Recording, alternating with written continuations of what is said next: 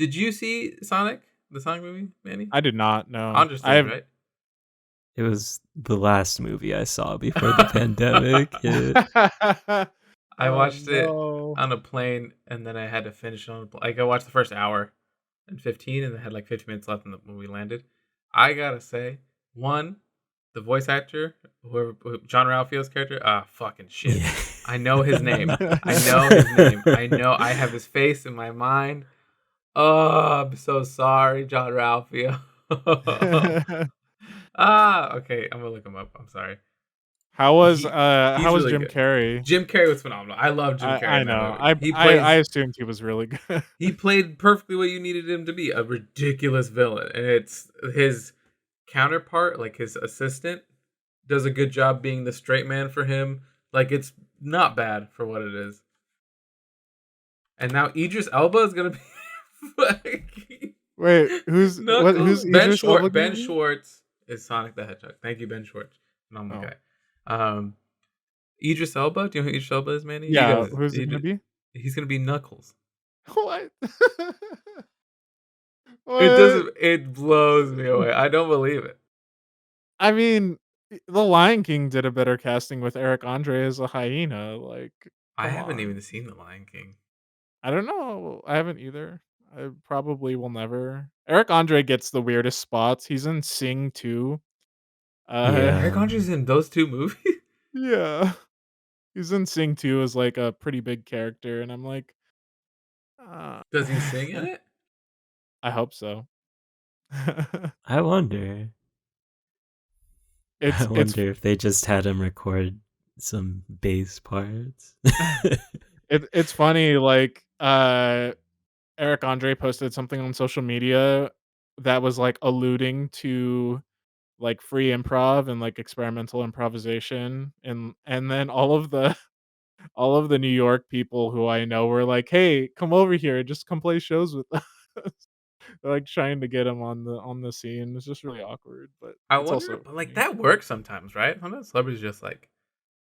Yeah. I know, like when I get married, I know this for a fact. I'm gonna invite like celebrities I really enjoy, and just be like, there is a honest, like to God, slim chance. The Queen showed up to a wedding, right? Like in London, they just invited her, and she showed up. The fucking Queen. Ryan Reynolds can just show up to my.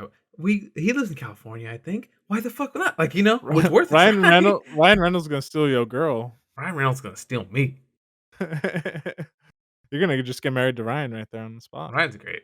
Apparently he's an asshole, but I don't know.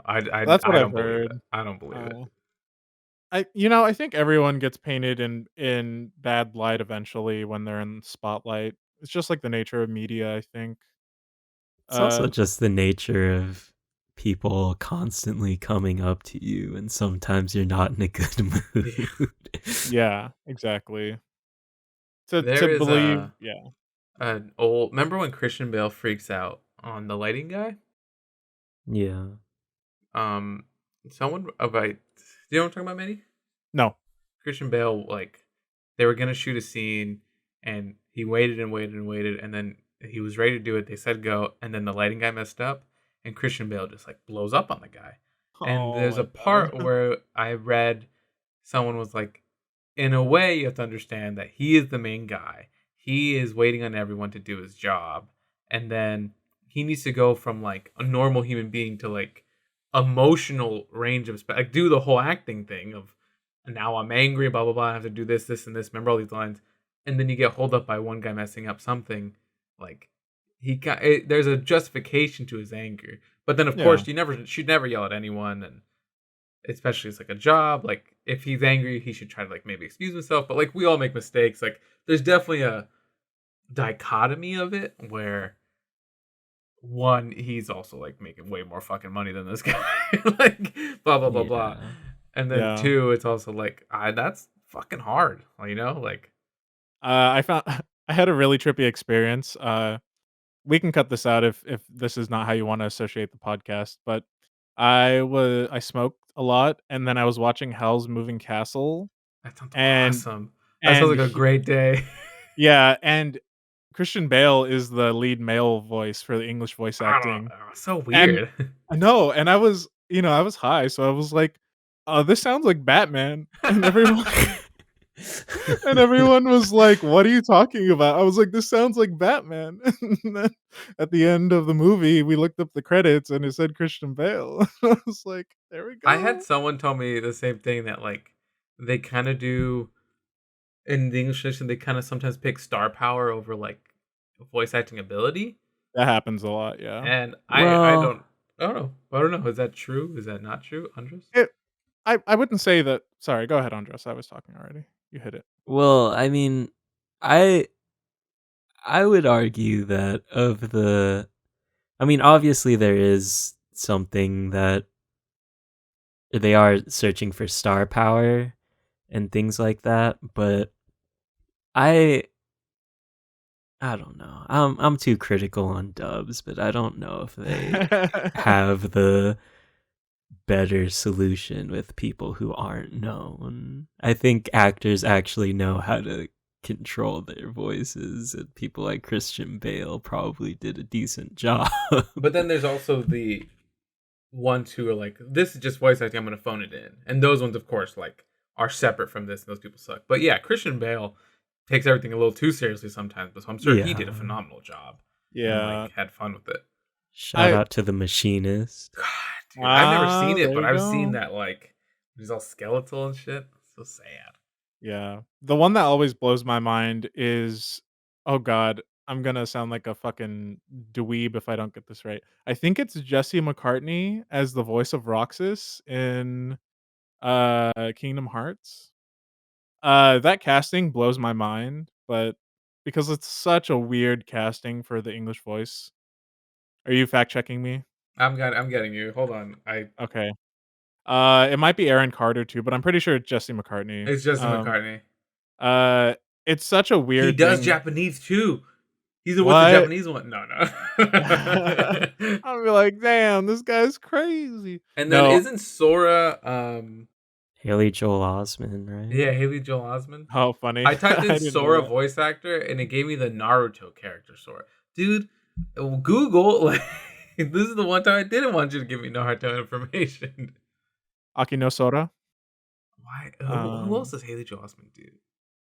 yeah, I think He's the like. the Sixth Sense kid, right? There you go. He's also Oh in. yeah. I saw him in Silicon Valley. Mm. I've seen him in a lot of stuff. Oh, is he Forrest Gump's kid? No, I don't think so. Is he? I've never seen Forrest Gump. I He's cannot actually yeah, contribute. he's Forrest Gump Really? Jr. I've never seen it. Wow. No. Oh, Forrest Gump's a phenomenal film. You know what? The next week, Alexi's gonna. I actually would. It's a very good We can film. do it if you want. I mean, I am not doing 2 movies in a row. It took me. I had like 3 movies stacked up, and I was like, oh wait, I can't do that. I have to diversify my portfolio. It's a yeah. really fun movie regardless. I mean, I don't know if there's much else deeper than it being fun. It's touching also, but I don't know. If somebody were to tell me it's their favorite movie, I couldn't argue, but if somebody were to tell me it was the best movie ever, I'd say, It's one of. I think it's one of those movies of like exactly what you're saying. It's a lot of people's favorites. Is it? I don't know. It does touch on a lot of things, but there's points where it's just like this is meant not. This is fun and great. Like well, I don't know yeah, how I it could mean, be it's best in the world. Robert Zemeckis, right? And he did Back to the Future, and I love Back to the Future, but You do I love Back to the also Future. yeah, forget about that sometimes. I can't argue with people who say that it's shitty. So but it's just a lot of fun, and I have recently found out about myself that I just kind of love time travel stories. So Just Hey, our counter. I know what I'm gonna recommend eventually. Gonna be a time traveling anime flick. Robert Uh, Zemeckis is still making movies. Oh, what the yeah. fuck? He made The Polar Express and Beowulf, Mm. A Christmas Carol. A lot of weird ones. I think like I'm sorry, I'm still stuck on this fucking Jesse McCartney thing. Square Enix does a lot of weird American voice casting and like also like having Leona Lewis do a song for Final Fantasy 13 is Who really is that? weird. Leona Lewis, the I Bleeding keep Love. bleeding, Yeah. keep bleeding love. That's a good song. Love. That's an okay Yeah. song. That song Uh got outplayed. yeah, I Yes. mean that she was an American Idol winner, wasn't she? Outplayed. That song got overplayed. That song was on the basketball court and broke its ankle. Yeah, outplay that shit. But It yeah. was very much throwing it back to last episode, very much the era of where I'd watch VH1 and all they would play is fucking Dance Dance and Bleeding Love and shit like that. Ew. God. I We're mean, falling apart. you had to wait for Headbangers Ball on MTV to get the Whitechapel and the other bands that no one else in this call know. Yeah. I Can realized as soon confirm as I I said don't know Whitechapel. yeah, as soon as I said Whitechapel, I was like, this conversation is not gonna go anywhere else. I'm just gonna Don't worry, stop. guys. We'll take a nap. Uh, yeah. I don't know. That Um, that era is really special, but also like I'm glad we don't live in it anymore. It was it was like the point where like TV started to take off as a capitalist machine. That it was already one, but it got worse when like you would get like the music industry hopping on board with the capitalist machine a little bit harder and everything. And yeah. dude, speaking of TV, that's a capitalist machine. What did we watch this week? What a segue. That's some good I shit I had right one. there. I had one earlier for the Disney stuff. Like we said, Disney's the one. I'm like, you know what else Disney owns? The Simpsons. And bam, we're gonna go to that. Yeah, so we Wild, but watched they The own the Simpsons. Simpsons this week. We Nice. sure did. How many episodes did we watch? I watched all of them. We All of them? watched I watched 7? all of the Simpsons. 1, 2, 3, 4, 5, 6, 7, I have them 8. out. Yeah, we have 8. 1, 2, 3, 8. 4, 5, 6, 7, 8. 8 if 7 we. Jeez. with a bonus, but Mm-hmm. Mm-hmm. Watched all of them. Yeah, I did too. yeah, So we can talk about all of them. cool. My notes are ready. Andres, please. I'm so excited to talk about this. Yeah, I'm excited Sick. too. I mean, just I didn't do a whole lot of background research because I've been editing too much and realized that I personally don't want to listen to the episodes where half of it is just me explaining something and you guys just kind of reacting every so often. Oh, wow. But but B, I don't know if the background to The Simpsons is all that important. But before I get into the small background information that I have, I'm also just literally staring at the Wikipedia page for history of The Simpsons right now. Because that, gosh, dude, That's the way to do it. that's what so I did. long. How many seasons does The Simpsons have, according to Wikipedia? The season, I think, I don't know if it's airing, but the last season on Disney Plus is 32. I believe they're doing a 33rd currently ongoing. Yeah, I'm pretty sure it's on 33. But I think you need to go to Hulu to watch those. Or FX. Who I know Disney has like Disney owns Simpsons, is that correct? They own Fox. Disney owns Fox now. And Fox's Simpsons Simpsons owns The Simpsons. Does Disney own? I don't want to get too into this, but they only own the entertainment part of Fox, right? Or do they own Fox News? I believe so. They don't own Fox News. Oh, that would be really funny. That's what I was wondering. Or maybe they do and they're not telling anybody, but I'm pretty sure it's just Fox Entertainment. It would be really funny to see, because Republicans hated Disney for like a long time. Like there was like this like thing, but I think they still kind of do, but yeah, they don't get ratings off of complaining about representation in Disney movies anymore. So Simpsons has been on since 1989, which is 32 years Damn. in December. So they've never missed a year. They've never been like, Yeah. every 10 years we take a break from The Simpsons, blah, blah, blah. Like, they, since initial release, have not missed a season. That's some consistent work right there. That's wild. It's always kind of been a machine, but yeah. Before we get into any background though, let's hear what you guys have to hear or have to say about it. We'll start with Manny. Yo.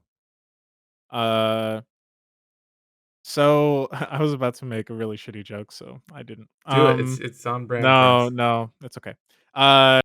So I was really excited to dive into this because I have this thing both with like TV shows, comic books, etc., where if there's a lot of it, a lot of episodes, a lot of volumes or whatever, I just don't know how to break into it.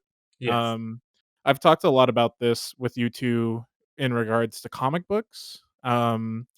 Notably, for the listeners out there, I downloaded all of Batman DC comics At that and time, right? Like, yeah, up to the point which was in like 2014. I think that was pre New 52? It Pre was, it was 52? it was new pre-52, Okay. and when I did that, I was like, "God, I just don't like, I'm gonna start from the beginning," and that was a terrible idea. It was a terrible idea. Correct. Because I never got anywhere, everything felt really dated. So, when I going into the work for this week, I was like, "Thank God you recommended stuff." Um because without the recommendation, I probably would have been not having as much fun as I had. Because I actually had a lot of fun watching all of these. I I was really surprised, just like initial reaction, I was really surprised at um how emotionally intimate some of these were. Uh like they're at the end of Lisa's Substitute, there's like I'm pretty sure it's this one at least. There is a whole section where it's just Homer being like a good parent, Oh, I yeah. think. Yeah, And yeah. I was like, this is so out of place for me, from what I expected in a Simpsons episode, just because I'm not super familiar with the Were franchise. you waiting for the punchline at Yeah, that I part? was. Me too. I Yeah. 100% agree with you. Yes. I was waiting. So I was like waiting and waiting, and I thought it was gonna happen when he talked to Marge, and then like it didn't, and I was like, "What? What just happened?" Well, it's a uh, mini punchline at the end where he says, "Oh, don't say anything. I'm on a roll right now. Let's just Yeah. go to bed." But yeah, yeah, it is a little bit of a punchline, but But I've had those moments too where I'm like, hey, like, let's just bask in this. Like, yeah, but I thought that was like so touching, and it was such a stark difference from what I expected or what I know Homer Simpson to be. Um so yeah, that's like one example of the intimacy that I came across in all of these. that specifically is kind of a remnant of early Simpsons. He Mm, definitely gets a lot more ridiculous as the time goes on, but a lot of early Simpsons is very much surrounded by their family dynamic. And I guess all of it is really based on the family dynamic, but specifically the first two seasons take it in a less comedic mm, way, that dynamic. they're not caricatures of themselves yet. Yeah, but like I'd say season 1 and 2, a little bit of 3 is very much just focusing seriously on their dynamic and then kind of basing jokes around that. So mm. there's a lot of just, and it carries on throughout the series, but they definitely kind of lose grasp of that, I think, when they just eventually start having to grab anything they can to write stories about because it's hard to keep a show going for 32 years and still have ideas for it. Yeah. Yeah. I totally get that. Um, but other than that, like that was one of the biggest things. And the other thing is that I just had like a lot of fun diving into each character's like unique perspective of Springfield. Um, and I think that got emphasized in 22 short films about Springfield, which is the season 7 episode we watched. Uh, I love that episode. yeah. It's quite intense, and it's a lot of Pulp Fiction in there, which I really Yeah. enjoy. Yeah, a lot of Pulp Fiction. It was really fun. But yeah, I had a lot of fun. I Yeah, I'll save my other thoughts about the whole experience for the end, but yeah. I really never watched The Simpsons growing up. Like I never just something I never did. I tried. I remember as a kid being like, "Oh, it's on this channel," but completely not understanding how the time of it worked. And I was just like, "What the fuck is this? Like, what is this? Like, I don't want to watch the news. I'm 8. Like, I don't care." And so I just didn't know what to do at the time. Um, and so I'm super glad I got to watch this now because it's very like Manny said. There's a lot of these moments of like real sincereness from otherwise like joke machines of characters at times. Like there are points where like some things are said just for a punchline and then moved on and never referenced again in this episode, and it's phenomenal and I love it. Like it doesn't. I never expected it not to do that. If that makes sense. Sometimes shows do that, and it's just like well, now I just believe these characters are idiots, like for no reason. But like it's kind of the universe of the show where there just exists small things of jokes. I think it's in the Lemon of Troy where Bart like he's like, "Oh man, this is the most exciting thing ever. I see wet cement." And then the scientist character is like, "Do you want to ride my rocket motorcycle?" And he's like, "No." And then like it comes back later. He's like, "Oh man, I wish I had that rocket motorcycle now. You had your chance." And he just flies away. Like, and it's just like 10. I think of who wrote like how much fun a writer's room can be when it really is vibing with each other. I have a few of like lines from episodes that just really got me good.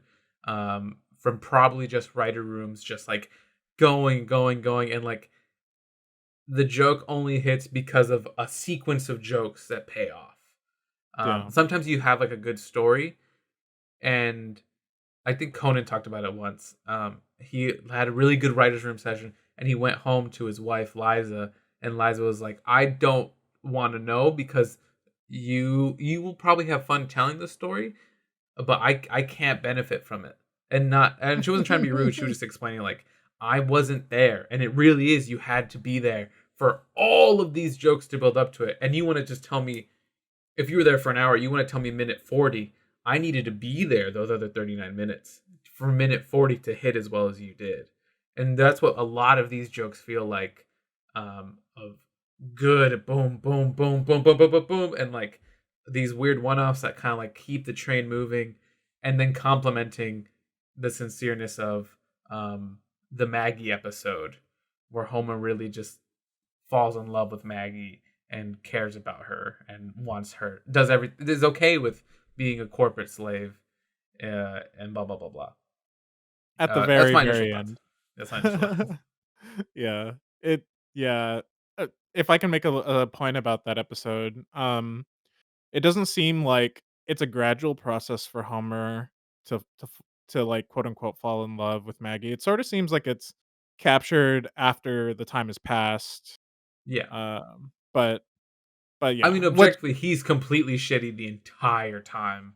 Marge is pregnant and blah blah blah blah, and being super selfish, and that's what you expect, right, from Yeah, him. You yeah. expect him to be terrible, and then when it happens, and then you see the office covered in pictures of her, it's like okay, like Yeah, this yeah. redeems him, and it doesn't need to be more because again, it's he in the next episode, the whole universe will be rewritten from the initial start of whatever it needs to be. Like I was Mhm. reading, the setting of Springfield is intentionally ambiguous because it just needs to be whatever the story demands for that episode. If it needs a coastline, it has a coastline. If it needs a river for a Yeah. boat of Kelsey Grammer to go through, it has a boat. If it needs mountains, boom. If it needs Shelbyville there, first of all, fuck Shelbyville. Second of all, if it needs Shelbyville to exist for no fucking reason, and then it's there and it's phenomenal. It makes perfect sense because it's a cartoon sitcom, and it doesn't need to follow rules of anything else.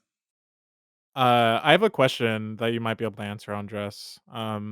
Was was The Simpsons the first one of the earliest pieces of like syndicated animated television media that had the sort of flexible retconning, like flexible setting of a space where like continuity across episodes doesn't really matter too much? And was it also one of the first things to do that, like, segmented punchline thing that Family Guy is really noted for, where it's like, small aside with a punchline, come back? I didn't encounter a lot of those, but the Bart imagining the future sort of struck me that way. Well, Family Guy definitely took influence from The Simpsons. I believe even as crotchety as Seth MacFarlane is towards The Simpsons, I think he will admit that. I think I remember there's a episode in season 3 where um Homer, the nuclear power plant gets taken over by a bunch of German people, and Mr. Burns sells it. And they bring in Homer for a performance review, and they mention that Germany is the land of chocolate, and Homer just like imagines the land of chocolate as he would want it to be, and it just is this complete aside, and then it cuts back to him and he's like, oh, we're talking about chocolate, and the punchline is the German dude saying that was 15 minutes ago or something like that. And I think I do remember hearing something about the Family Guy writers really liking that moment specifically. So is there like a weird beef between those two shows? a little bit. I don't know what it is, but there's literally like a joke in Family Guy that's really weird where I think Quagmire basically kills the entire Simpsons family because he's having an affair with Marge or something like that. Yeah. Whoa. Yeah. It's in that little, like, Fox does that little, like, bottom of the banner. Oh. Yeah. Like, well, they'll have, like, a show going on top of a show. And they did that. I think he, like, sexually assaults Marge. Something And then like she likes it. And then Homer finds out, and he, like, while the show's going on, and eventually, like, the main Family Guy show stops and is just, like, watching with you, like, what's going on. And then it cuts out, which is, like, one, super creative, and two, like, Jesus fucking Christ. Holy shit. Yeah, it's the edgy it's Simpsons. weird. I don't know, man. It's weird. Yeah. I mean, I think he just kind of, I don't know a whole lot about Seth MacFarlane. He seems pretty talented, but also pretty ego driven. And I think when people were saying Family Guy is just like, oh, The Simpsons, but not as good or whatever, I'm pretty sure he would take pretty big offense to that. And what's that one? It's South Park, right? Where South Park has the episode where they just have a character that yells out, Simpsons did it. Simpsons did it. And it's just the same. It's how do you compete with the show that's been on for 32 years? And did the original content. And it's like, well, that's fine. Like you have a completely different scope of what South Park as a concept is versus Simpsons, and Family Guy still different than Simpsons, even though they're shows about this, isn't it? Like they're different characters. It's fine. They're also on the totally same fine. network though, They are so on the that's same why network. I get the comparison. Going back to the original question though, I'm pretty sure it's not the first thing that just kind of erases the like storyline from the previous episode. I'm pretty sure that was pretty damn standard for TV pre. As something as extreme as redefining the setting over and over again. I don't know. Yeah, I mean, I'm looking up things and trying to see if I can find an answer to your question. It'd be very interesting to go, but like I looked up first animated sitcoms, and the first one's the Flintstones. You know, like yeah. I'm pretty sure the etc. Flintstones On this Probably. Wikipedia, I also found a thing about like theatrical video releases. Direct-to-video animated series include most Japanese original video animations. The first OVA series was blah blah blah. Almost all hentai anime series releases OVAs. I just wanted to read that What? because I was surprised when this showed up on my Wikipedia What are you article. talking about? So we are in the dark web now, the hentai web. it's Yeah, I definitely don't weird. know what we're talking about anymore. Uh, I'm pretty you know, sure the Flintstones really broke all the ground. So I don't think the Simpsons was really doing Flintstones and anything Jetsons. new.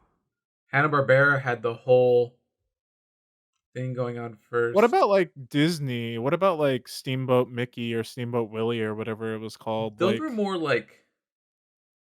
I think the good way of looking at this is, when does Disney have its first TV series? Because those are just movies, and like Steamboat Willie happens over one thing. yeah. Well, I'm just thinking about like, I guess this is going back to like world building and shit, where like if you have a world that you've built and it's consistent across media, then you're probably going to do some amount of retconning, some amount of reconfiguring your space um, to affect what's happened. Um, so I guess it's sort of like a pointless question because everyone's doing it to some degree. It just matters how much and where it happened. Yeah, it's You know? it's how much I is think expected and blah blah. Go ahead, Anders. I think the only thing is that The Simpsons is occasionally willing to call it out. There are definitely jokes where they will bring up something. I don't think it was in any of the episodes, but there's an episode called Bart's Elephant where he calls a radio show, and like there's a joke winner thing where they say you can get $10,000 or an elephant, and Bart wins and he says, I want the elephant. And there's an episode later down the line where he sees an elephant and says, "Oh man, I wish I had an elephant." And Lisa tells him, "You did. His name was Stampy. You loved him." And he's like, "Oh yeah, huh?" I like that. That's funny. I think we kind of skipped over your initial, like, can you tell us just your personal experience with The Simpsons? I think that's something I've always wondered. Sure.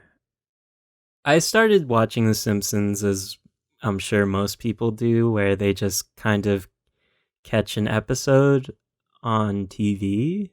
And eventually, part of what got me into them was discovering that time slot. This was before any internet was really that viable to look up ongoing things. But Like early 2000s. yeah, I was looking. I remember the first DVD I bought for The Simpsons.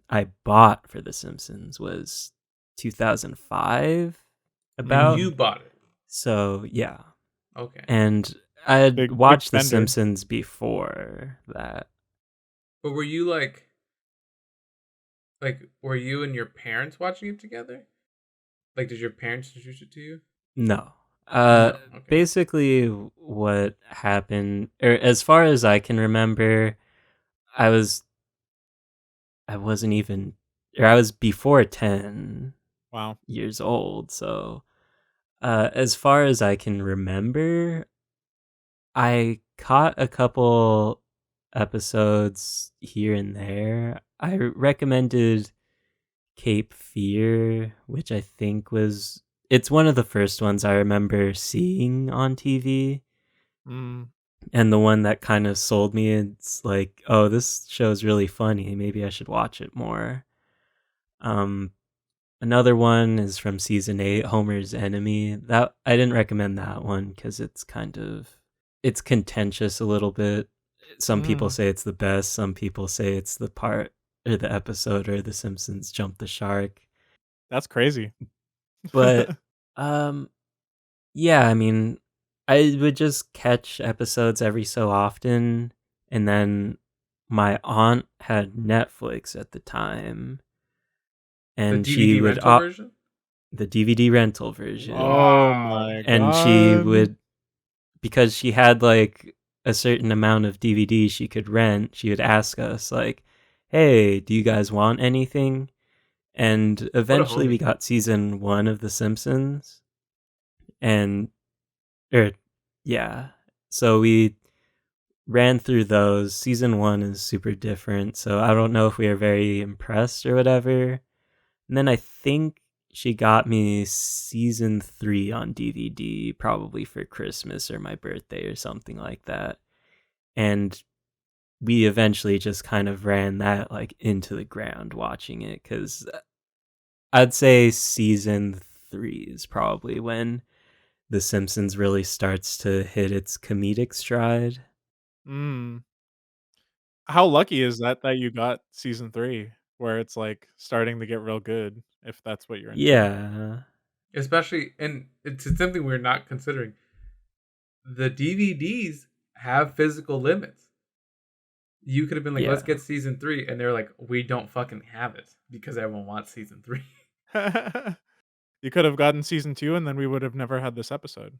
Or you could have gotten Bum, season ba-dum, Well, bum. season 2 is still good, but it's definitely a lot less funny. Or Mm. it's a lot. I'd say season 3 has some really funny episodes, whereas season 2 doesn't really have any really funny episodes, but there are a lot more just kind of story driven and whatnot. I'm pretty sure we also got season 2 from Netflix Mm. through my aunt, but because season 1 is only 11 episodes, so Let's give a shout out to your aunt for this episode. yeah, thanks Auntie Susie. Unofficial producer of this episode. So basically, after all that, after season 3, I would catch it on TV. I think it was on Fox at like around 6 o'clock, 7 o'clock. So I'd eat dinner while watching it with my brother sometimes. It depends on whose choice or whose day it was to choose what we were watching. I would usually choose The Simpsons. He would choose Everybody Loves Raven. Oh no. That's funny. That's on brand. Did you watch a lot of Everybody Loves Raymond?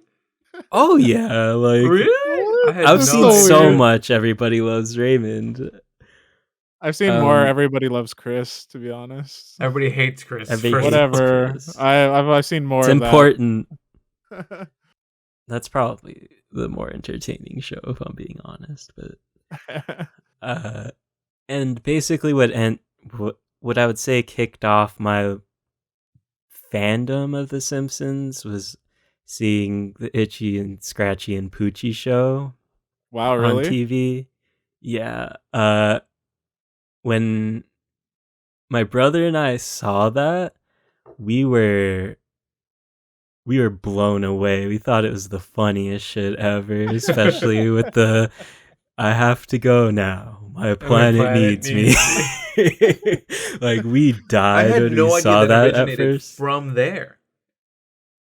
I thought that was from something else. You haven't seen, or you've seen that joke before? I've seen that joke from being referenced in other things. I can't tell you Well, what it was, but I had no idea it was from The Simpsons initially. That's funny. But so when we saw that, I started like the quest of trying to buy the DVD box set with it on it. So that's why I remember buying season 6 and 7 as they were coming out, because we knew it was like around that spot. So I would just we would just buy the box set and hope that Itchy and Scratchy and Poochie was on there. But it wasn't, obviously, until it got around to season 8. So I was buying the DVDs as they came out at That's least so from wild to season me. 7. Can I ask a question about the history of that? I'll allow it. Sure. Great. How that's pretty far removed from the release dates of those or airing dates of those seasons, right? Like, Yeah, at least 10 years. I have season 6 pulled up. It was released in 2005, and it was released. The season itself was aired 1994 to 1995. So wow, that's a long time. I guess DVDs were the thing in the early 2000s though, so the technology was like new enough that it yeah, warranted a release. it was just kind of there are a bunch of shows that were just releasing DVDs, and I think because The Simpsons was ongoing and still is, they would just release the seasons as the production allowed it. Like, Mm, I think it was a yearly thing where they would just release season 6, then season 7, then season 8. I have mm. up to season 10 in DVDs, but I'm also missing 1, 2, and 4. Oh, are do they have Blu-rays of the Simpsons seasons now? I don't think so, no. I mean, it was all made in 480 anyway, so I It's don't true. think they ever found the need to upscale it. So that's basically my background at The Simpsons.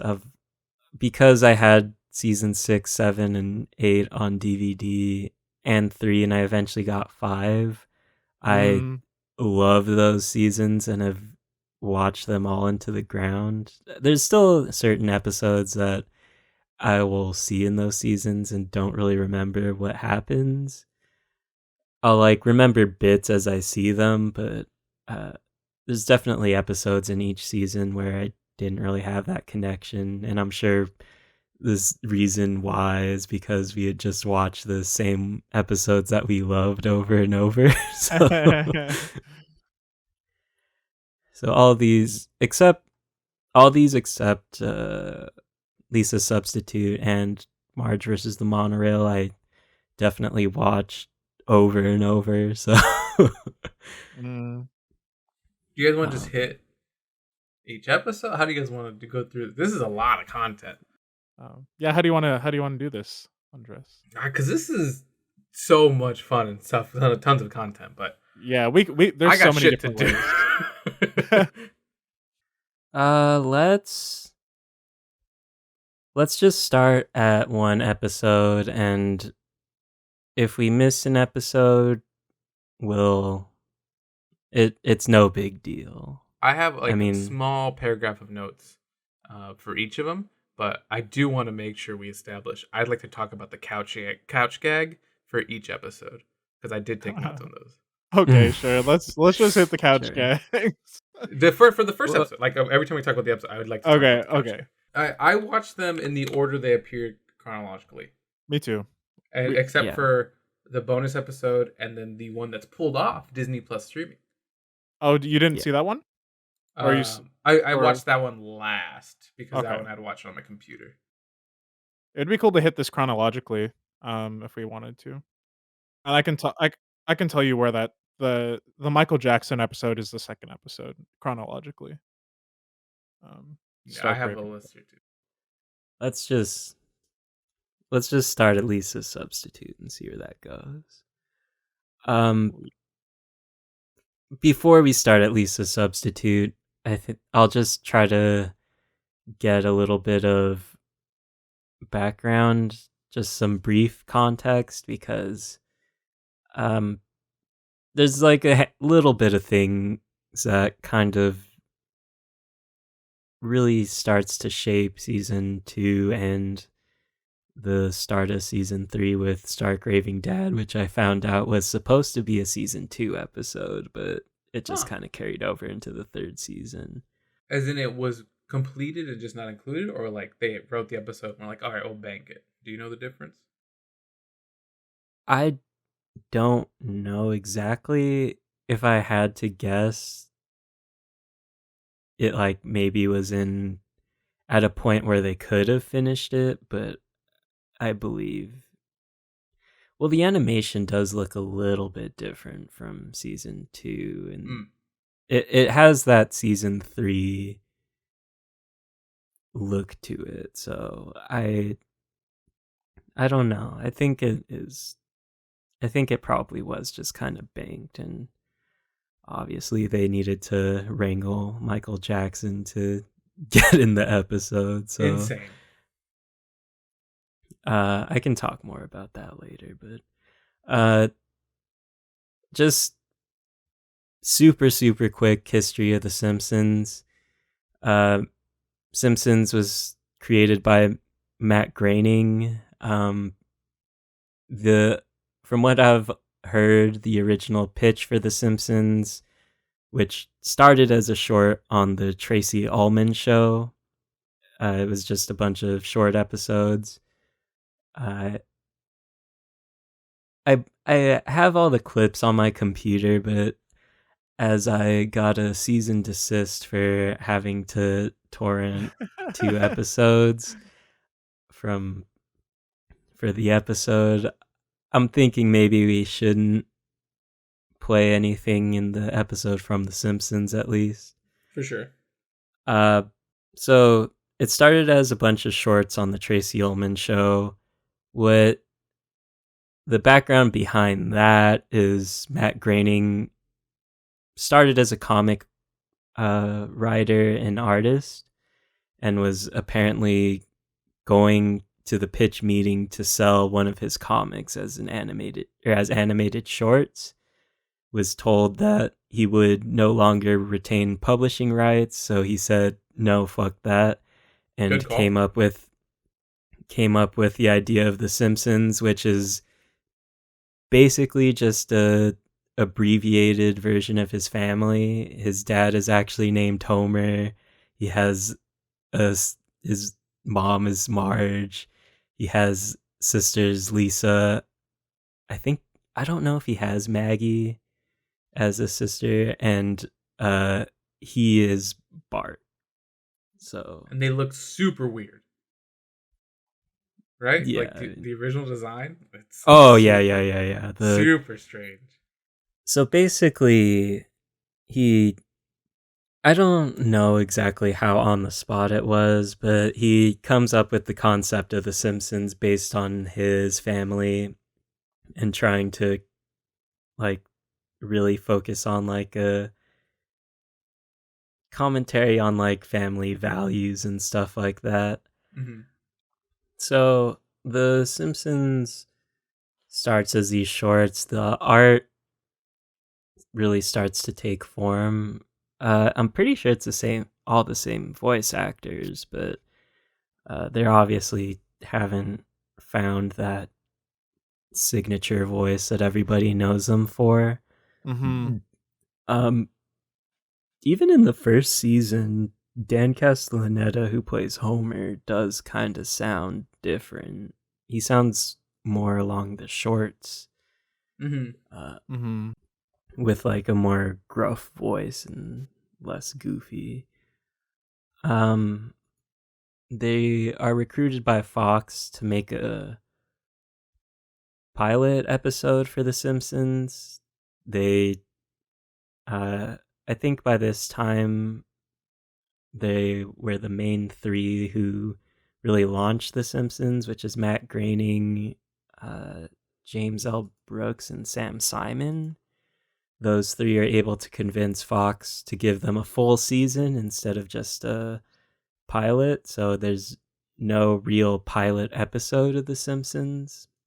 Oh, the first episode is a Christmas episode, apparently just because of where the time the first season was airing. So the first season I didn't include any episodes from is because it's a pretty different show. Yeah. You can see part of it in season 2. It's kind of like season 2, but with less overt bits. I don't think you would get the more asbestos from Lisa's substitute in season 1. They're definitely still trying to find their voice, and a lot of it is along the tone of the shorts, which is pretty dry, honestly. And a lot of it really just has to do with family in drama and trying to become like a closer family. There's one of the weirdest episodes from season 1 is Homer literally is at a bachelor party and dances with a belly dancer, and Marge gets super mad to the point where Bart takes a secret picture of it and it gets around town, and Marge gets so mad that it sounds like she's gonna divorce him, basically. Oh my God. That's and intense. It's like, he was just dancing with a belly dancer. Like, what even is this? Back in the day, man. Yeah, you know, it's their like PG way of tackling the like infidelity problem. It sounds like. Yeah, that's a good way of looking at it. Yeah, Even though it I'm still sure is that's like, what it is. And Yeah. and the ending of that episode is that he has to find the belly dancer and tell Bart that, hey, this is a human being. You can't look at her like she's just a belly dancer or whatever. And it's like, good. There's still value in season 1. So if you are so fan of compelled The to watch it. Simpsons, yeah, I get it. go for it. It's just not as bit heavy as everything else, so you might not find it as funny. It's more just kind of an experience. Which is pretty normal for long-standing American sitcoms, like multiple series like this. Like Parks and Rec, one of my favorite shows. Season 1 of Parks and Rec to me is unwatchable. It's just super weird. Yeah. It's super different. It just doesn't feel right. But then season 2 goes and it's like, okay, now like it's kind of like there's a confidence in it a bit more of like who it is and where the show goes, and like I think Parks and Rec kind of suffers from the same thing though, because I've also seen season 1 of Parks and Rec, and they very much have an idea of this show is these characters, and these characters are like this. So they just kind of keep doing it. And I'm sure the whole thing of why season 1 is usually a lot different from season 2 with a lot of shows. Same goes for Seinfeld, I know. I think it has to do with probably just audience reception. yeah. Like, I'm sure what do these people what's going to react with their audience? Yeah, I'm sure in That's smart. season 1 of Parks and Rec, they're just kind of like, Tom's an asshole, kind of. He should. And the writers were like, oh, maybe he is, but we'll try to make it. We'll try to crank it up to make it funny. Yeah. And you gotta make him lovable or just not a human being. Like fucking. Gosh, okay, I don't want to get too into Parks and Rec too much right now because I love that show. Maybe I'll recommend it to you. I really like this. I do need to make a point. I wouldn't have done this idea. I would never have thought about this of like isolate episodes that you love over each season. I think it's really smart, especially with this show. Like, this is what I've liked the most about this, and this is the best way to expose you to something that I love. I would have just been like, oh, well, watch season 2, even though there's better episodes. Like, I just kind of would have fucked. I would have shut the bed on this one. So good move on this one, Andres. Yeah, I saw when I was thinking about doing The Simpsons, it's really hard to come up with what makes The Simpsons special in just one season. I think if there was a season I would choose, it's either 5, 6, or 7, but even then there isn't really a run of episodes or I didn't bother looking for a run of episodes that would encompass that. Yeah. And it's all just, none of it really feeds into each other except the one 2-parter episode, Who Killed Mr. or who shot Mr. Burns, which is basically just them having fun with the idea of like murder mysteries and stuff like that. But yeah, I mean, season 1 pretty different from everything, but it catches on like super hard. So especially Bart as a character, that season 1 and season 2 are defined by a lot of people as Bart mania. So merch for Bart just skyrockets. I think I saw somewhere that Simpsons merch was the most bootlegged merch at that time. Whoa. For Bart specifically, but Bart's the bad boy. Yeah. Bart's the one. Blah blah blah blah blah. Yeah. And as we'll get into later, Michael Jackson loved The Simpsons and Bart, and it was his suggestion to do the episode that he's on because he wanted to be a part of The Simpsons. And there's also a song, The Simpsons, to kind of cash in on the popularity, releases an album called Simpsons Sings the Blues, which it's just the voice actors singing over old blues songs. It's supposed to be pretty terrible, but on that album is the song called Do the Bartman. And it's like a hip-hop song with Bart singing about Bart stuff. And it was co-written and co-produced by Michael Jackson. So Insane. That's intense. That's some celebrity pull right there. So the fact that it reaches Michael Jackson, and I'll just get into Lisa's substitute, and Dustin Hoffman is willing to voice the substitute teacher. Dustin Hoffman? It's Dustin Hoffman. It's credited as Sam Eddick, and Michael Jackson also isn't credited, but that's a different story. Dustin Hoffman chose not to be credited because of the uncertainty of the stigma behind working on an animated thing. Interesting. Yeah. Dustin Hoffman is a very big and respected actor who later went on to be in Kung Fu Panda. Yeah.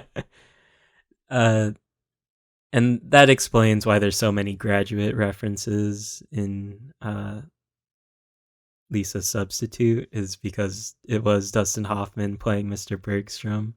But okay, season 2 is... I thought he was the dad in Click. I thought he was Adam Sandler's dad in Click. What? Have you seen Click?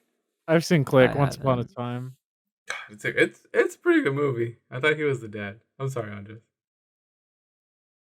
Season 2 is kind of the height of The Simpsons popularity-wise, at least of that time.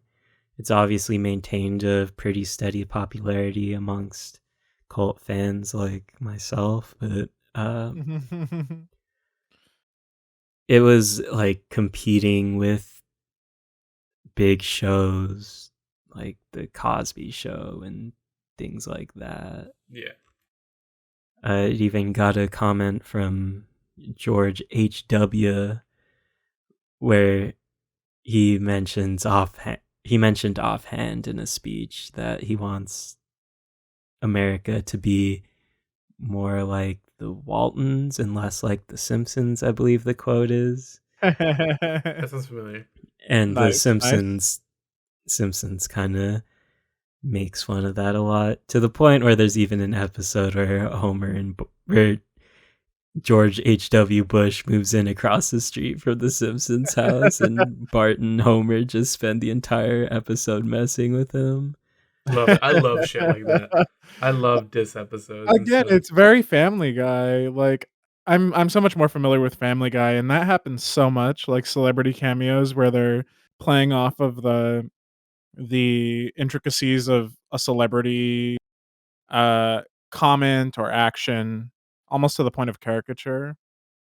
That seems pretty Family Guy-ish, and I think it's interesting to to draw that parallel. I think it's just kind of a trait of sitcoms that go a little too long, is that a lot of the times it ends up being they have to rely on a guest to pull the weight of certain concepts of ideas. It kind of becomes what The Simpsons becomes. A lot of later Simpsons episodes are just a Fox announcement, and here's the guest, and then the entire episode just revolves around them. That's interesting. There's definitely a point of it, like, it becomes timely. Like, there's definitely jokes I'm like, Yeah. that was super relevant at that time. Like, just in some of the episodes we watch where I'm like, don't get it. Don't get why. I don't know what the fuck Sideshow Bob's singing about. No idea. Like, I know it's probably a classic to some people. No fucking idea. I don't think that was timely at the episode. But I don't know who knows that besides, like, people in that, like, niche, I guess. That's definitely fair, but, like, I wasn't exposed to that casually, culturally. Yeah. Well, that era of The Simpsons is marked as a lot of people really call the writers' room the Harvard boys or whatever. Yeah. So it's all just a bunch of super, like, probably English majors who are just kind of having a field day. I know I've heard writers and stuff and people who worked on The Simpsons saying that they really enjoyed writing Mr. Burns dialogue because they could just use as much obscure and wild old English as they could think of because he's supposed to be decrepit. So, in the history of The Simpsons, Lisa Substitute really falls in where the series is definitely hitting super big popularity in the mainstream. So I'm not exactly sure what influenced the writers to take a more overt comedy approach. This one is very much reminiscent of season 1, where I'd say the dialogue between Homer and Lisa, especially when they're at the Natural History Museum with Mr. Bergstrom, feels a lot like season 1. So it's a lot of that vibe in season 1, but there's also the whole Bart side story of him running for president to really take the weight from the Lisa trying to discover herself side of the episode. It almost got a little, that episode, in one part it almost got a little awkward because it seemed like Lisa was, like, starting to, like, crush on the teacher. She definitely is crushing on the teacher. Yeah. Yeah. What did she say to Marge? Like, you don't know what it's like, Mom. And Marge is like, you need to shut the fuck up. Like, Marge. You need to calm the fuck. I love that part. I love this. Like, you're a kid, like you're a child. Yeah. And I think part of what happens in later Simpsons episode is that Lisa becomes a little too mature for her own character. She's definitely the smart one and voice of reason or whatever, but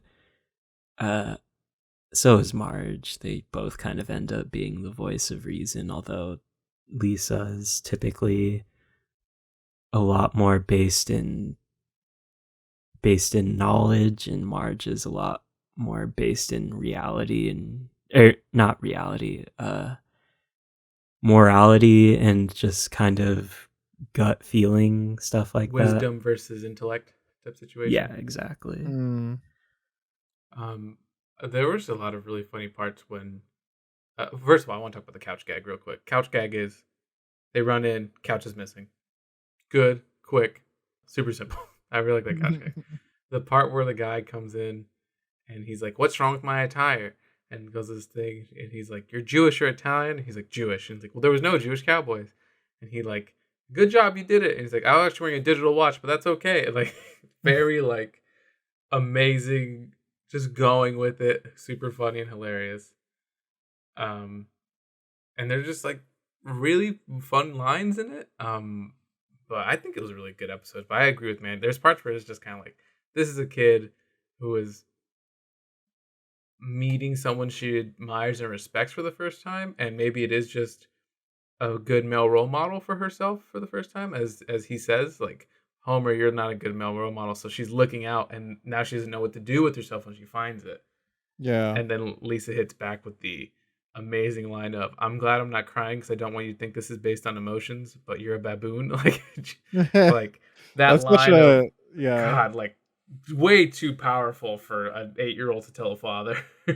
That line seems so typical of what I imagine Lisa's character to be in the I show, though. agree. I agree. Yeah, it seems like the perfect line for her character, at least as Mhm. I know her, you know?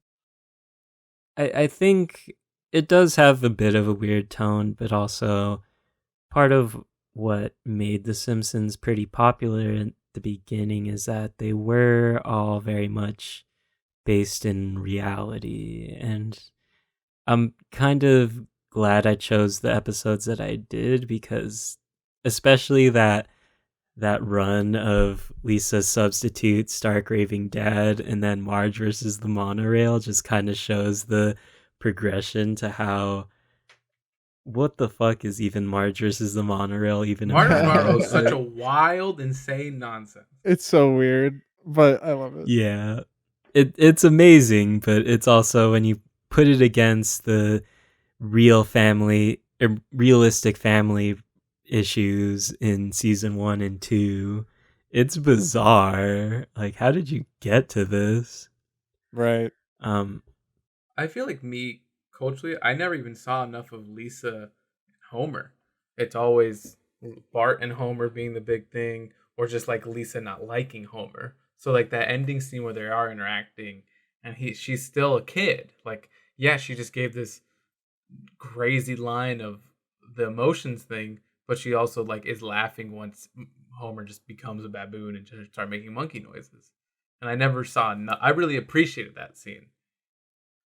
a lot of what makes early Lisa episodes are really touching, although not in like a gut punch way, where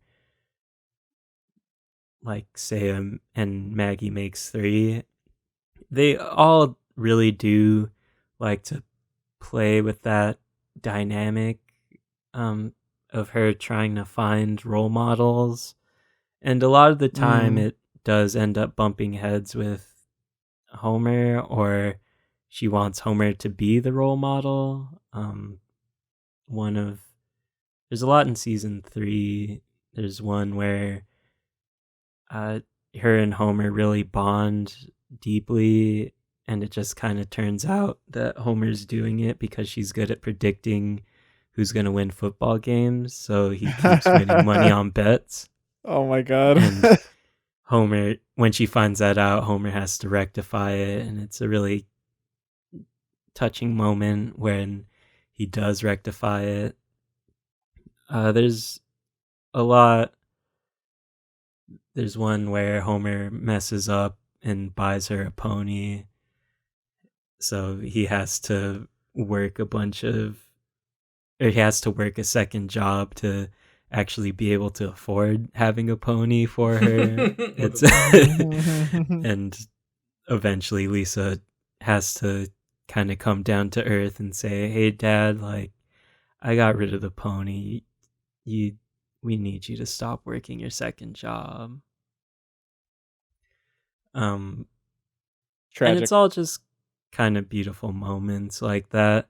A lot of Lisa episodes do kind of resolve with her bonding with Homer. Uh, Are there any it like kind her and Marge focus episodes? Or is it just like Homer is such a void in the life that like those two are just always on the same page anyway?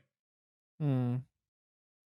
There's a couple Marge episodes, a little towards later Simpsons. The one specifically I can think of is where Lisa turns Buddhist, and it's Marge that kind of has a problem with it because she is afraid that Lisa's gonna go to hell because she's no longer Christian. Damn.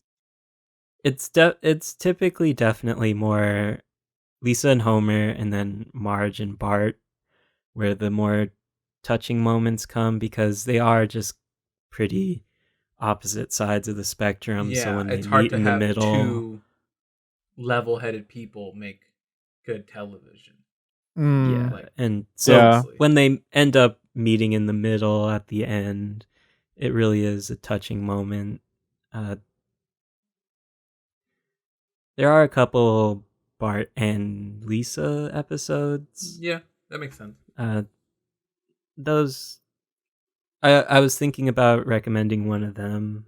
It's where Lisa becomes the star hockey player when Bart was a star hockey player, and at the end they're on two teams facing each other, and everybody's just kind of telling them to like go at each other, like, yeah. It literally ends with everybody in the crowd going like, ah, and then they just kind of, during a penalty shot or something like that, and then they just kind of like throw off their gear and hug each other, and everybody's like, what is that?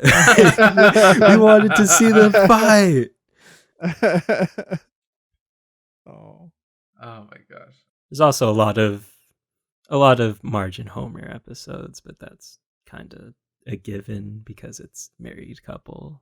I feel like I'm ready to go to Marge versus the Monorail if anyone else is ready to go to it. Sure. Why is it called Marge versus Monorail? Like, she doesn't even do too much about it. Well, she doesn't like, want she does it. go, she goes and finds a thing, but like in the end, Homer's the one that has to fucking like actually solve it. Like, just a small aside, she does go and like find the dude, but in the end, it's just Homer's ridiculousness that like does anything. Anyway, whatever. Technicality. Couch gag is all the side characters fill up like baseball bleacher stands, and then they watch the TV in front of the Simpsons family. Very funny. This shit was so wild. Yeah.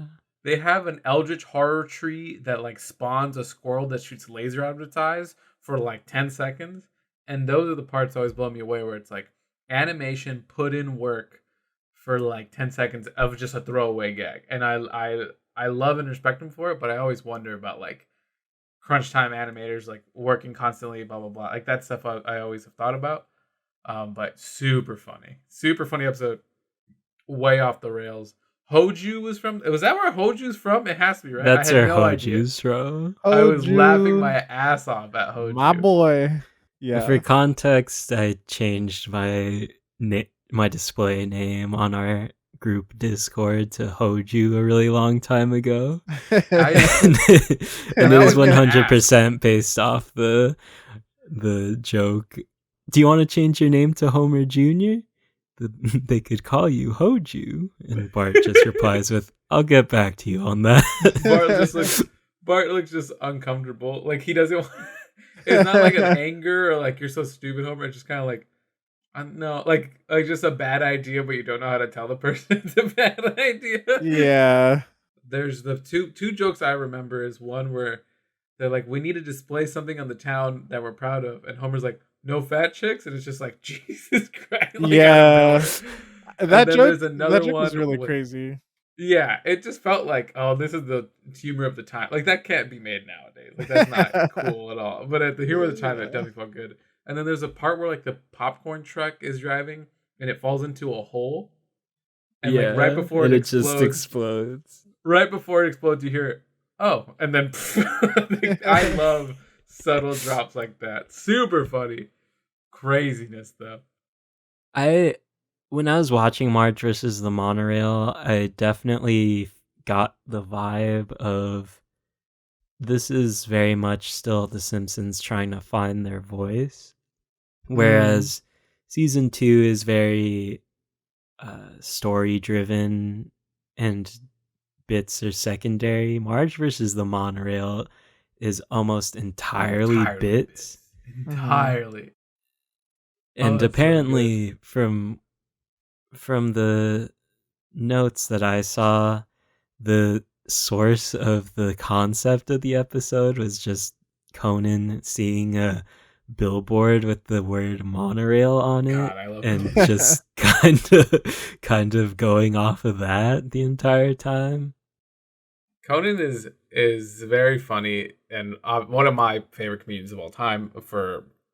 I definitely was introduced to him late, but I watched his last episode on TBS, and he has a line where he says, "The intersection of smart and stupid is a beautiful thing," and that's kind of where he wants his comedy to lie, of like just kind of ridiculous off the wallness, but like also like he tries to find that balance. And this is definitely early Conan, where he worked at Harvard. There's the Harvard like journal or something, like they have like a comedy magazine within Harvard, and he was like, I think, editor in chief or like head writer or something there. And so like you were saying, the Harvard boys, like this is his kind of humor, where like it's weird, wild, old nonsense intersecting with like modern technology, and him just going for it and just writing and doing nonstop bits. It feels exactly like a Conan thing. So I was super happy about this episode when I found out. I think this episode is often regarded by a lot of people to be one of the best, if not the best, Simpsons episode.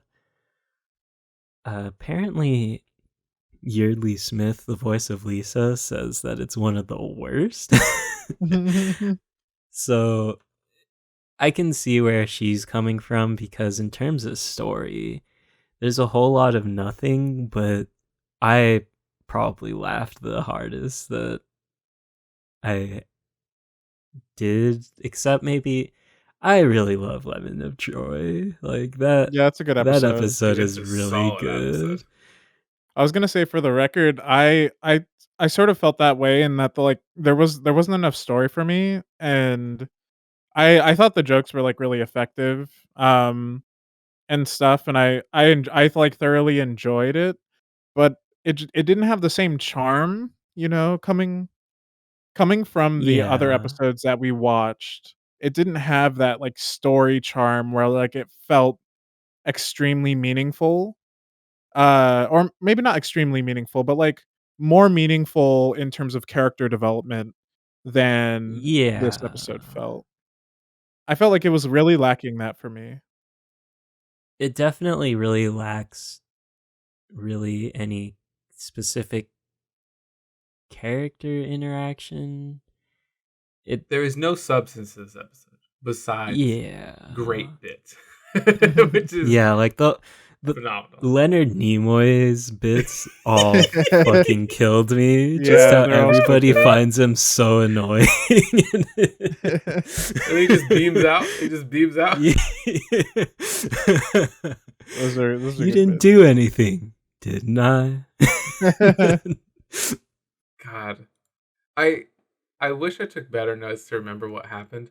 I literally was just, I think for Cape Fear and Maggie Makes Three, I took more notes, but my Marge from Monorail, I was just enjoying the episode so much that I didn't even remember what was going on, which shows how fun it is for me. If just like, you have to pay attention because there's another bit coming and it's gonna be stupid and it's perfect. Like, it's perfect for Alexi.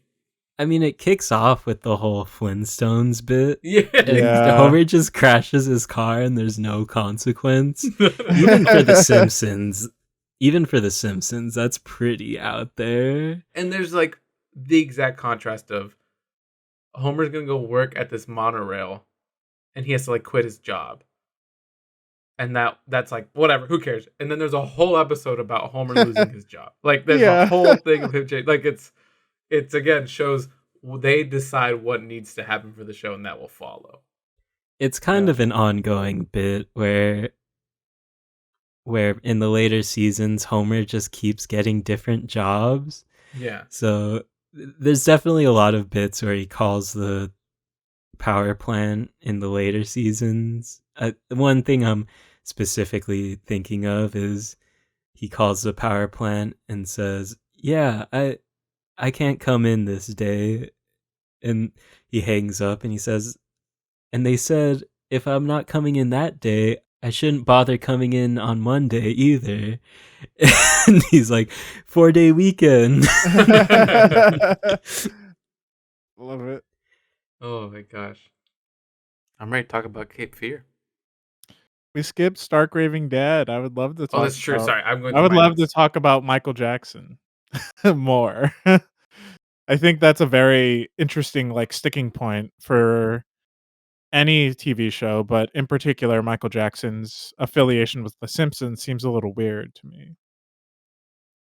Couch guy's pretty Yeah. good. They sit down the couch. Couch falls back, or they go into the wall. I'm done. Thank you. For Stark Raving Dad, I believe I said it earlier, but old John J. Smith himself wanted to work on The Simpsons. Apparently, Michael Jackson wanted to not be credited because he thought it would be funny to show his family. And What? he thought it'd be funny to have done all this and then tell his family, "Oh, that's not me," or whatever. Oh, or tell funny. them that it was him. That's a good bit. He There was definitely part of me that I'm like, I don't know. I don't know. I don't know his voice well enough. South Park has done so many impressions of people that I'm like, that's them. And they're like, no, obviously not. That's just Matt and Trey. all of the singing is an impersonator. Oh, I didn't know that. What? Per his request, and apparently he found him himself. But I wonder Whoa. why. That's pretty cool that like it's a referral from Michael Jackson for the singing. That must be pretty like validating for that guy. Yeah.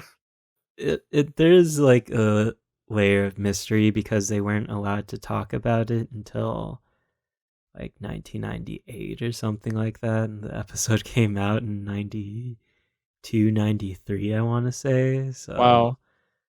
So nobody's really, and I don't think Michael Jackson himself ever talked about it, so it's all just kind of the writer's room talking about working with him.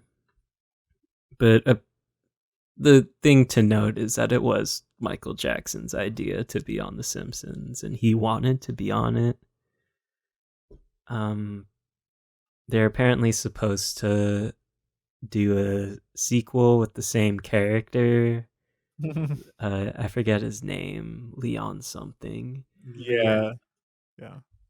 But instead of Michael Jackson, he's going to be voiced by Prince.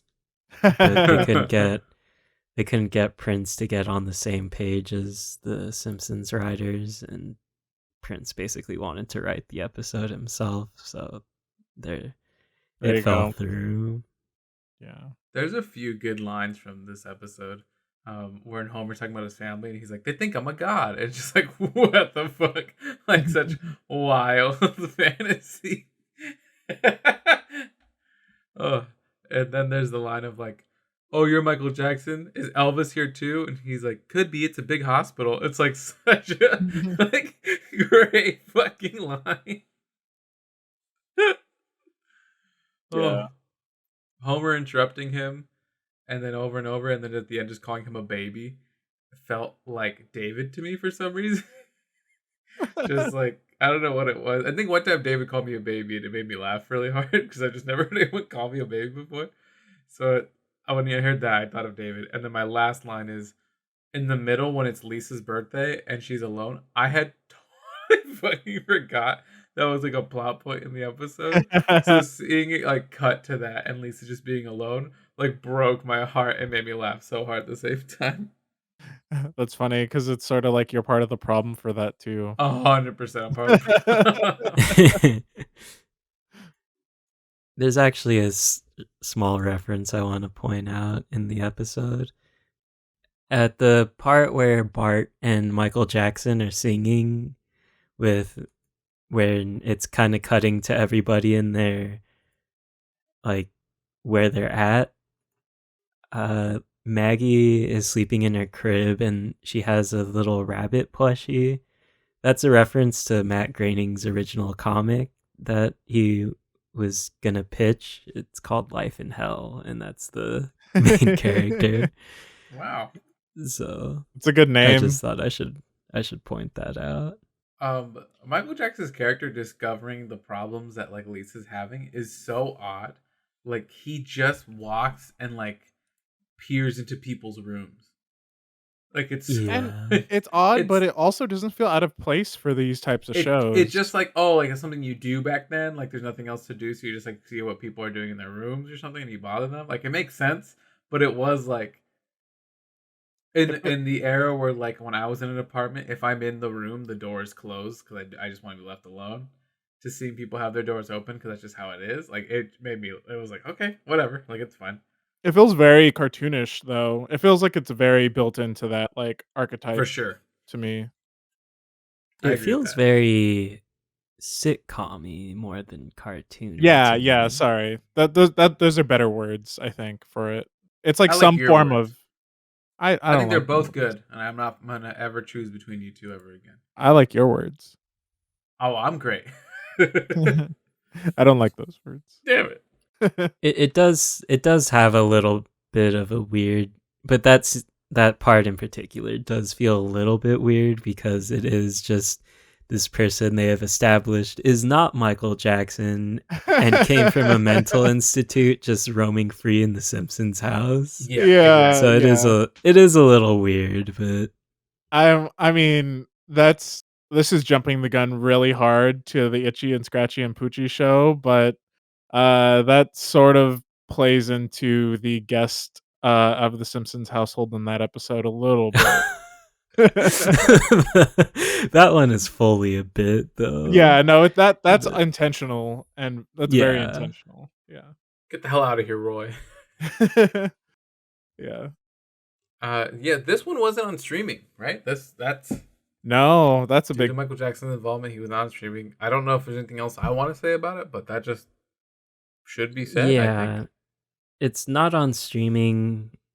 I can't help but because I did watch season 3 Into the Ground, it is just kind of one of the classic episodes in my eyes, and I can see why they took it off. It is 100% because of the documentary Leaving Neverland, which is extremely graphic, but and the writers themselves or the showrunners themselves kind of said that they weren't really comfortable having it up there anymore because Same reason. one of them specifically said that they were afraid he was using the fact that he was on The Simpsons to kind of help with grooming children, but Wait, was that ever substantiated? allegedly. Yeah, so even just with the documentary coming out, they were the accounts were graphic enough that it left a bad taste in everyone's mouth, and they were like, "Let's not do that anymore. Let's not." Yeah. Okay. Regardless, I can't really remove my emotional attachment to that episode, and it is a good episode. I think it's again It is very objectively it's a funny episode. Yeah, it definitely marks more of the transition of The Simpsons from story driven things to very bit heavy things. Yeah.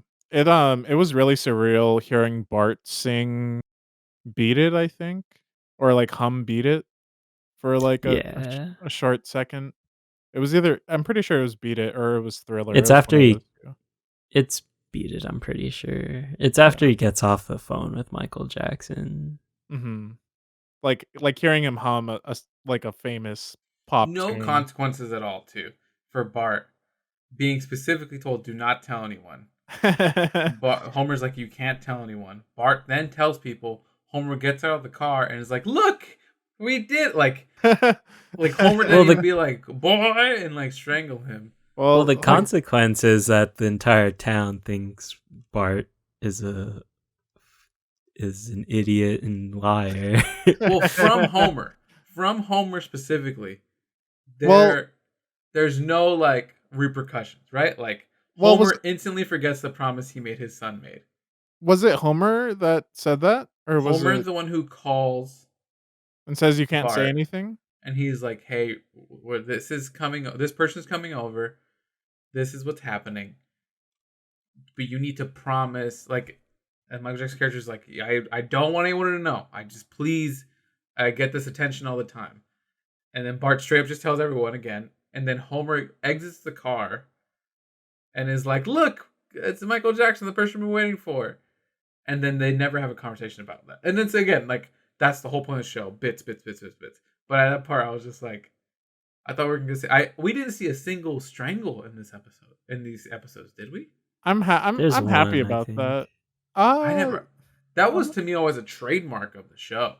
Yeah, I'm glad I didn't see it. I don't think that it's necessarily bad, but it's also it's also part of the thing that they poke on with Itchy and Scratchy as a show, right? It's like this like circular reference to like violence and stuff, which I think is sort of ironic that it happens. I'm not sure the history behind Itchy and Scratchy is like a commentary on cartoons.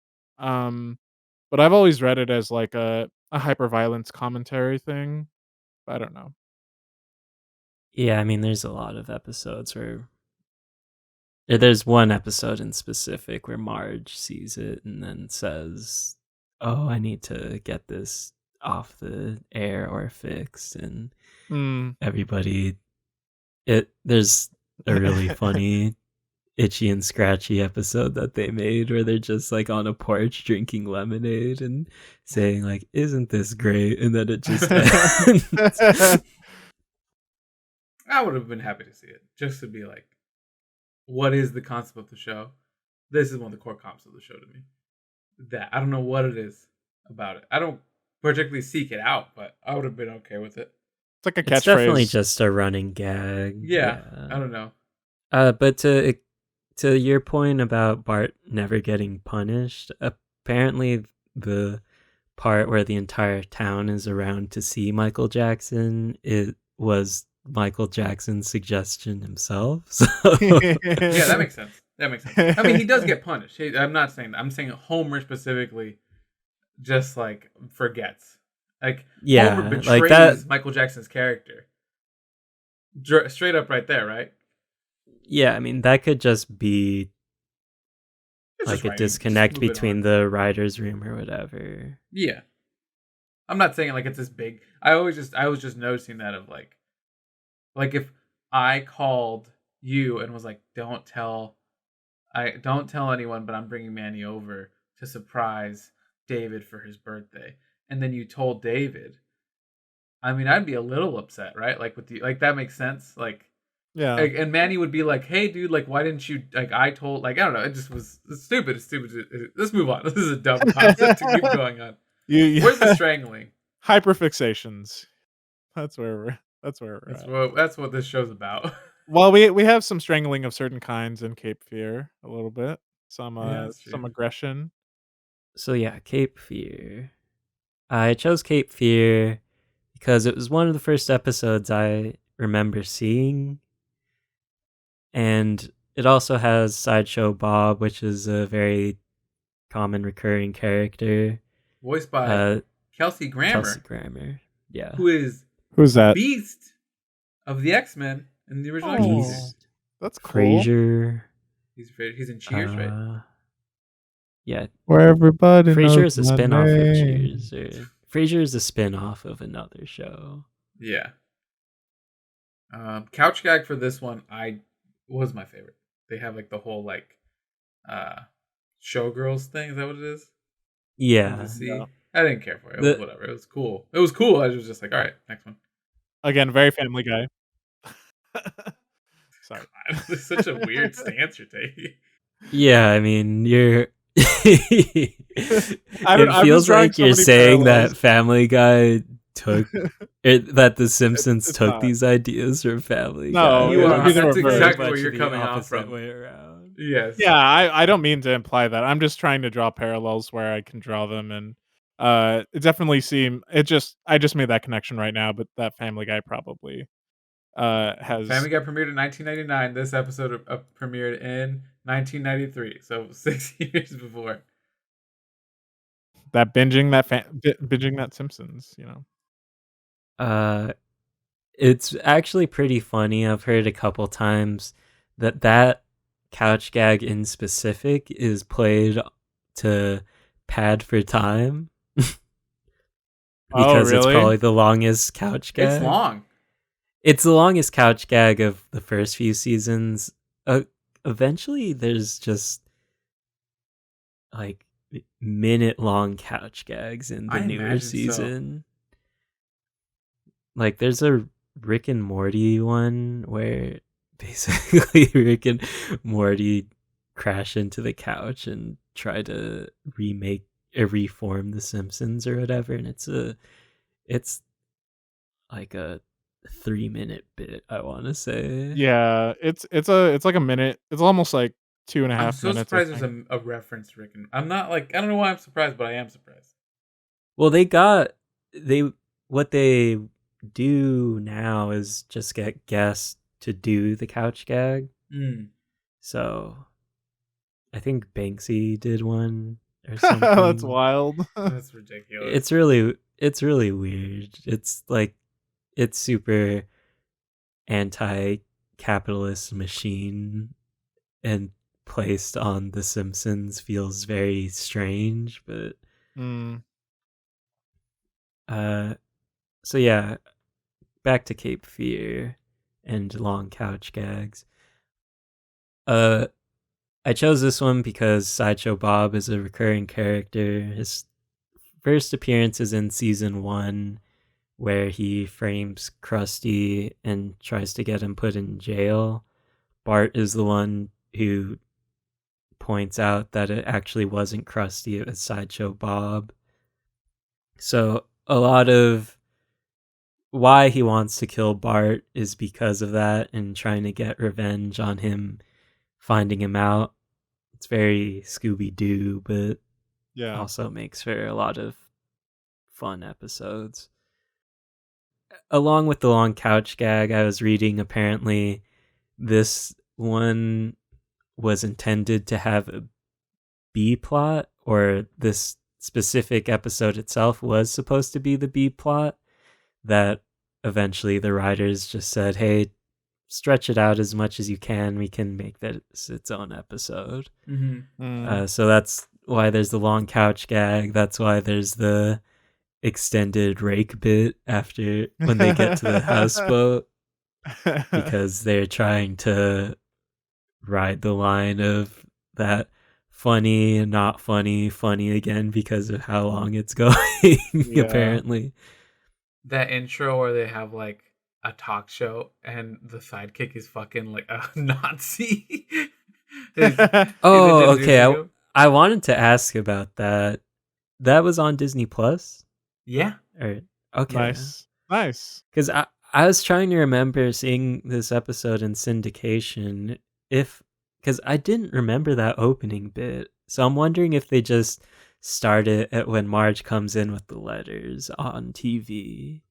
No, they showed it, and like the guy says, the host, the Arnold Schwarzenegger parallel, he's like, you were wearing a crazy outfit. You look like homosexual, and like everyone boos him. He's like, you were all homosexual, and I'm like, this is wild. Like this is crazy. Yeah. And then it just cuts. Like, but I'm like, good for the audience to boo that guy. Rainier Wolfcastle is that's basically his character, is not understanding anybody. Oh there's God, a part where like there's a few episodes where they just have a movie playing in the background featuring that character. Like it's one of his action movies, and you can watch the whole movie. It's like 5 minutes or something, like of real animation, and they'll cut to like a little bit of it, but like the whole episode like has a background movie made for it, right, Andres? Is that true? Yeah, crazy. it's just a continuing story.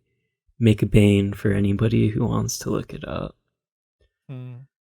Cape Fear, personally still love this after seeing it. It was definitely one of the ones that I saw early on that told me that, oh, The Simpsons is really funny. And specifically the, Bart, do you want a brownie? Bart, do you want a brownie before we go to bed? Ah! Come on, let me cut one for you before while they're still warm. And then, Bart, do you want to play with my hockey and chain? My hockey mask and chainsaw?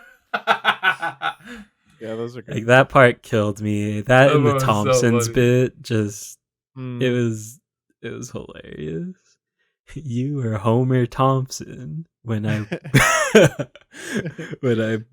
stomp on your foot, say yes and nod. And Homer Thompson, I think he's talking to you. Yeah. I love this episode. I have a bunch of They notes show the of what made tattoo me on laugh. Homer's ass. Yeah, wide everyone lobes. laughs at Homer's ass. Oh, the fuck. Bart the tattoo also. Oh my gosh. There's the Sideshow Bob fainting when writing letters in blood. That one's really funny. That part was really funny. The Ouchman tattoo on his back. Love and hat. Like, oh god, there was so much fucking nonsense on here. But I feel like this one, we should get Witness Relocation Program shirts. Like, that was such a cool... I want one of those shirts. So yeah, those are great. But I think this one kind of scales back a little from Marge and the Monorail, or Marge versus the Monorail. I'm sorry. There's another part that stretches for time where he just keeps stepping on the rake and making that weird groaning noise. Yeah. And he steps on it, and he goes on for like a minute, and then it comes back later, and he steps on another one, but you only hear it in the background. And I was like, "What is happening this episode?" And then he just throws it off the boat. Oh my god! Oh fuck! I feel like this one is very much. It's striking the balance between bits and actual story. It still feels a little segmented, I'd say, but I think it's much less chaotic than Marge versus the Monorail, while still being able to deliver jokes like every 5 seconds. There are bits that are related to the plot rather than like cutaways over and over and over again. Mm-hmm. Yeah, like Grandpa, I'm cold and there are wolves after me. Like, it makes sense. Like, oh, they did leave their home. That's why Grandpa. But like, it's just... yeah. There's also the great bit where Bart is looking on. You're looking to jump off the boat, and he goes to one side, and it's the alligators, and the other side is the eels. And when he goes back to the alligators and just delivers that, oh yeah, that part kills me. The part where Sideshow Bob's like in the middle of the street, and he meets Bart, and then the elephants come. Parade. And then they have a giant parade, and then just like Bart leaves. Like, there's no like, he doesn't get chased. He's just like, I saw Sideshow Bob. Homer, what does Homer say? He's like, that's not that big of a deal. Homer, what it is it? So what is the contention between those two? If you explained it earlier, I'm sorry. I just, like, what did Bob do? Like, why does like Bart hate him, or the opposite too? And like, why are his feet so fucking big? Like, Sideshow's Bob's feet are gigantic. I don't know why I noticed that so much. Nice ass feet. It's all having to do with a season 1 episode. Sideshow Bob frames Krusty. He robs the Quickie Mart with Krusty makeup on, and the whole feet thing is how they explain how Bart knows that it's not Krusty, is because Sideshow Bob has massive feet, and because that's really a thing? Yeah. Oh, I just noticed it while watching it. Wow, I'm gonna. And Sideshow Bob is originally Krusty's sidekick.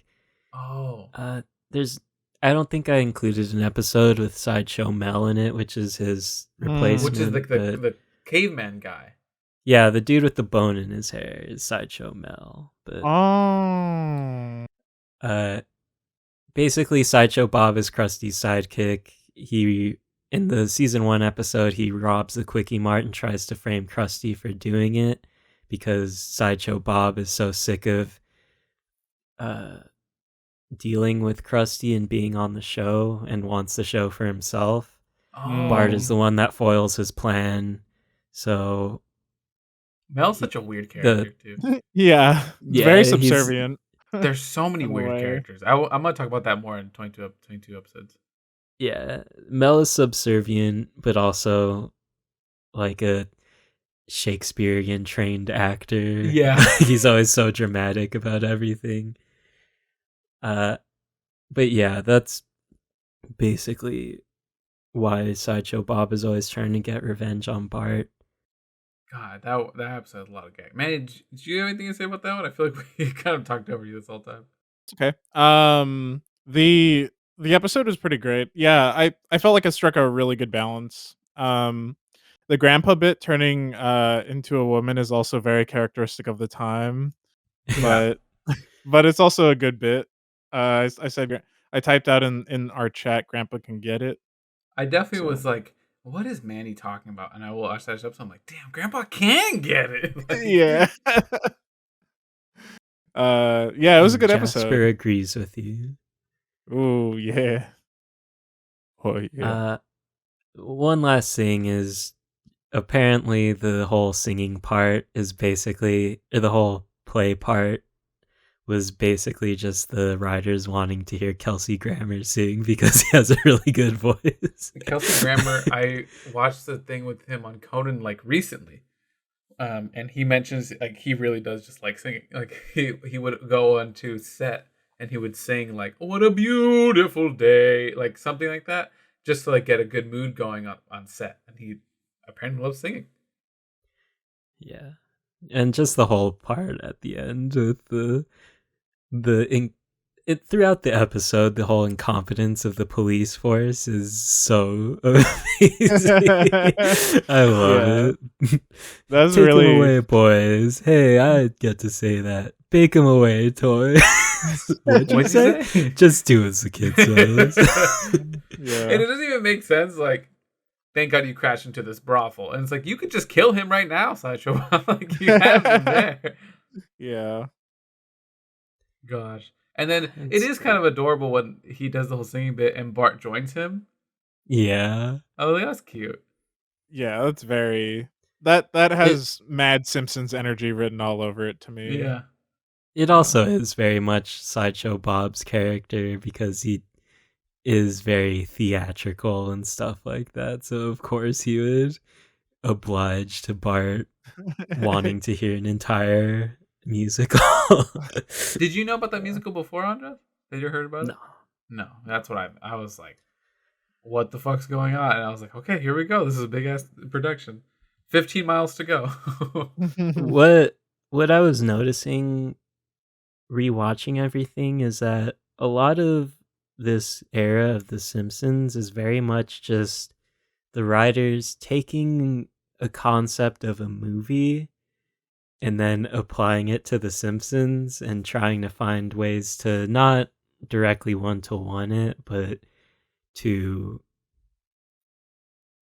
basically see where the plot would go if the characters were from The Simpsons were a part of it. Mm. And Cape Fear itself is a movie, so Yeah. you didn't know that. I'm sorry. I'm looking up witness relocation shirts. I guess we can They go have- on they to... have- Yeah, Simpsons fans are dedicated, so... It's in the Simpsons font too. Dude, we should get them. Yeah, I'd love to. A gray crew neck seems like an appropriate one. Like, Yeah. Should we move on to and Maggie Makes 3? yes. Let's do it. Sorry, That's the couch I'm going to gag. the couch gag. I'm sorry. I have to pull it up by like season, or else I have to scroll for a while. Um. Oh. It's Homer being James Bond and fucking shoots the camera. Yeah. That's such a weird bit. His like dead eyes as he Ye- stares into the fucking hilarious. I lost Yeah. my mind when I saw that one. I have a Oh lot of fuck. I have a lot of screenshots from these episodes, and almost all of them are Simpsons characters facing forward, like head on. Yeah, Those are the classic. there There's definitely also is. It's just such God. I lost my shit when I watched that one. I'm so sorry. Go ahead. there's also a running bit in the earlier seasons that Bart's head isn't actually like a skull, so a lot of the times they'll animate it to where his eyes are facing this way and his mouth is facing the other way. Oh my There's a God. lot of I don't there wasn't anything specifically that I caught in the episodes I recommended, but there are plenty of screenshots of Bart's face just completely rearranged like that, and it's always the best. The Yeah. animators definitely had a lot of fun. I've seen the memification of it a lot where they're like Lisa, Bart, and Maggie like have a crisis about what their hair is. Like, where does my hair start and where does like my head start? Like, and that one always makes me laugh. Yeah. This episode's pretty wild, honestly. Um, I there's a lot of like really funny things. I don't know what it was that reminded me about this. Were there boats in the beginning of this episode? Does anyone remember that? No, Night boat. Oh, night night boat. boat. Night boat. I had when I worked at a certain spot near a harbor, there was a manager that showed up, and he just wanted to talk about boats, and I just didn't give a shit. Like I wasn't. I was like too old to be in the position I was working. Like I was definitely working like a first entry level job, but it was the only place that would hire me at the time. He's like, "Oh, that's a blah blah blah blah blah blah blah," and I went, "Yep." I just nodded and kept looking at him, no smile, no energy, and he kind of just like got annoyed and like left. And I was like, "Fire me, dude! Like, who gives a shit about your stupid boat?" I was so mad. I was like, "Having a terrible day." God, Manny, take it away with this one because I have a lot to say about this one too. Yeah, it's pretty humorous, but it gets real dark at the end. Yeah. Uh which is really interesting because it's in the later, it's season 6. How many episodes per season? 20, 24? Aside from the first season, Which is on 13. average it's about 22 to 24. There's a few. I just saw this earlier. There's one that peaks at 25, and they Yeah. like in the first seasons kind of go like 22, 23, 24, blah blah blah. And this last seasons have either been 22 or 23.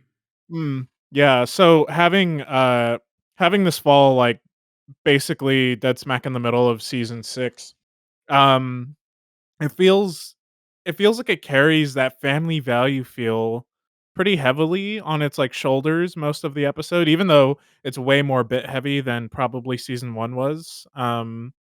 It still feels like this is like a return to that in a sort of weird way, because it's all about family. It's all about like they go from the night boat scene, to like to finding pictures in their Nightboat's family so fucking books. All the pictures of the TV and the Yeah. family photo album are so funny. Yeah, it's really good. And then of course they're moving to like photos of them, and then they're like, "Where are all the photos of Maggie?" And then that She has like a really funny concerned face that they zoom in. There's no pictures of Mandy, and then just like that little like. That's yeah. not how it sounds at all, but she just looks like, "What the fuck, dude? Where are the pictures of me?" Yeah.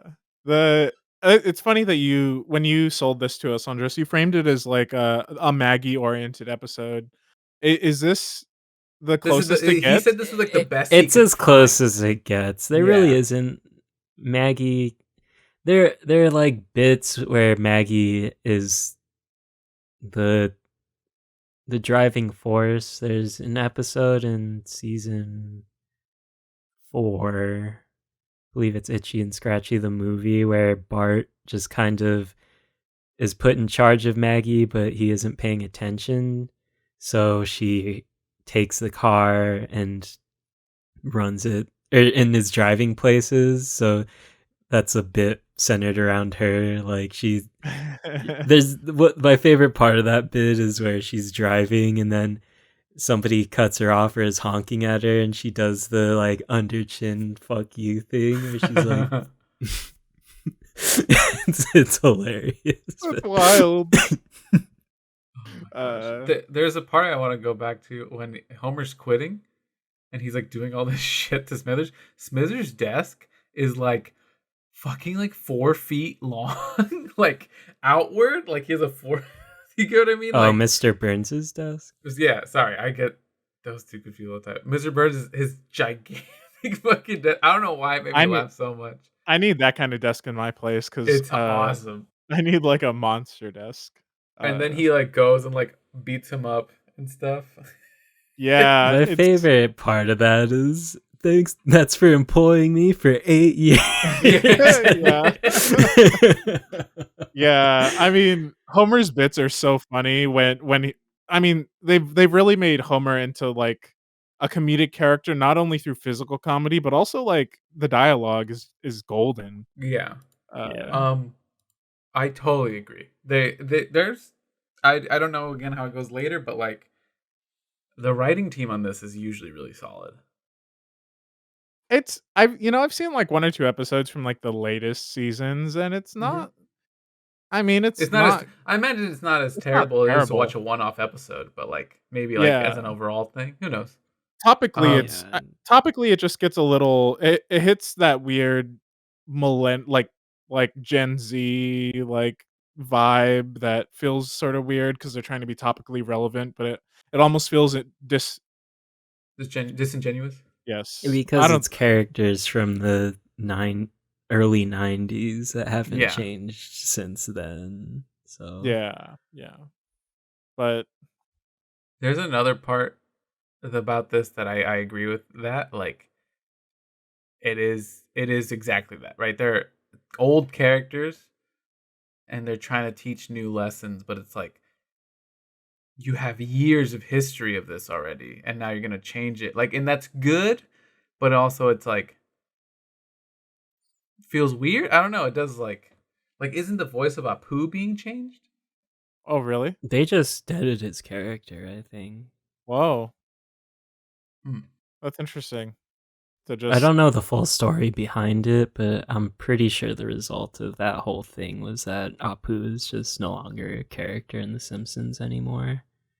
I don't want to go too deep into it because like we're running a little long. I'm sorry, but I have one part I thought of Andres, where he's like, we need to make some changes here, and I don't remember what Homer says in the first time. And Marge goes, and he runs over and he punches the wall. Oh, I reference that so much. Oh my god, I love that bit so much. He says no more quilted toilet paper. And Marge just runs up and punches the wall. And then Homer's like, only one of you can go to college. And they're like, yep. And Marge is like, yeah. Like, everyone's fine with it. Yeah, everyone's great. Oh my gosh. This episode touches on, I won't call it a running gag, but there definitely are quite a bit of episodes that flash back to how Homer and Marge first met, how they got married. Yeah. How how Bart treated Lisa when she was born, stuff like that. And a lot of them are very sentimental and run the same feeling and vibe as this episode. I'm pretty glad I chose this one because I think it does kind of show how season 6 really is probably my favorite season, but because I think it finally gets that balance between bits and story down really well. And I think this episode is super funny and also is able to land that emotional punch that the best Simpsons episodes have. I Yeah. think Yeah. it's very impressive, everything. The part where Bart takes over telling the story and Homer's head blows up is also one of my favorite bits. Yeah. Oh The fuck. the emotional component at the end is pretty interesting because it gets like really Homer's extremely dejected for like the last like 10, maybe not 10 minutes of the episode because they're like 22-minute episodes.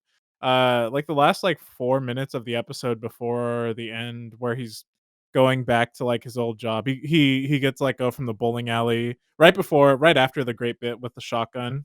Uh fucking So Tell the story right, Mom. so wild. I I wrote, can they am. believe this is a written TV show and not just like I was so blown away. I'm like, that was the conclusion that we had. Oh my god. It's so good though. That like that bit lands really well, and then suddenly it's Yes. all like really like sad stuff, like his jacket like being rained on by acid rain and disintegrating. Dude, so fucking wild. That's such a careful balance to ride, between like this emotional moment and then just like this bit in the middle of it. I was gonna say It's the pretty exact good. same. That is to me what makes this so good. There is bits that increase the story being told, and they're not just out of line things. Because those are great, but if you do those every single time, it becomes Marge versus the Monorail, which is phenomenal as a unique episode. But if every episode's like this, just like this is kind of stupid. But like them going on getting just up for a date and then going to just get burgers, it's very cute. And then they're like making on the sand, it's very cute. And they're like, I have sand in my butt, let's leave. And then him going and picking up more sand and putting it in, that's so funny. And that like is in line with the story. It's super good. Oh my god. This And is a good Homer episode. acting out the sperm the egg. Like, just you don't need to get so graphic. The perfect dance craze. The part what are the sisters' names?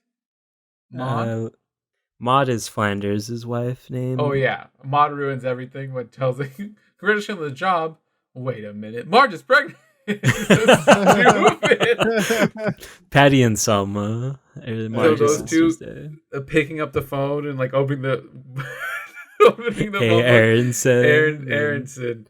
And then Zarkowski is like, wow, those two are the biggest gossipers. I was like, damn, we got played hardcore. Like, that's hilarious. Yeah, it's funny. Is he? So he's like a safety inspector, I think I found out recently, right? That's what his job is at the. Okay, I thought he was like an engineer, and I was like, I fucking would work. I know someone who's studying like nuclear, like power plant stuff, and I was like, that sounds like a rad fucking gig. Like that's good money. There's a part where someone was like, he's probably only has that job because it allows Burns to get away with a bunch of shit because Homer doesn't check anything.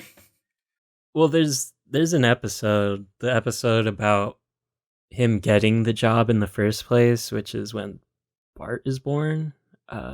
He basically applies to the job because somebody tells him, hey, it's good money, you should try for it, and goes to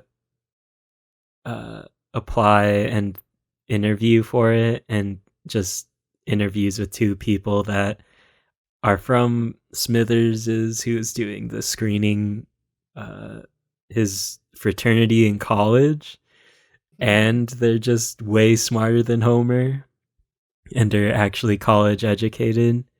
So, but and how he gets the job is he basically just goes to Mr. Burns and says, I will do anything you want.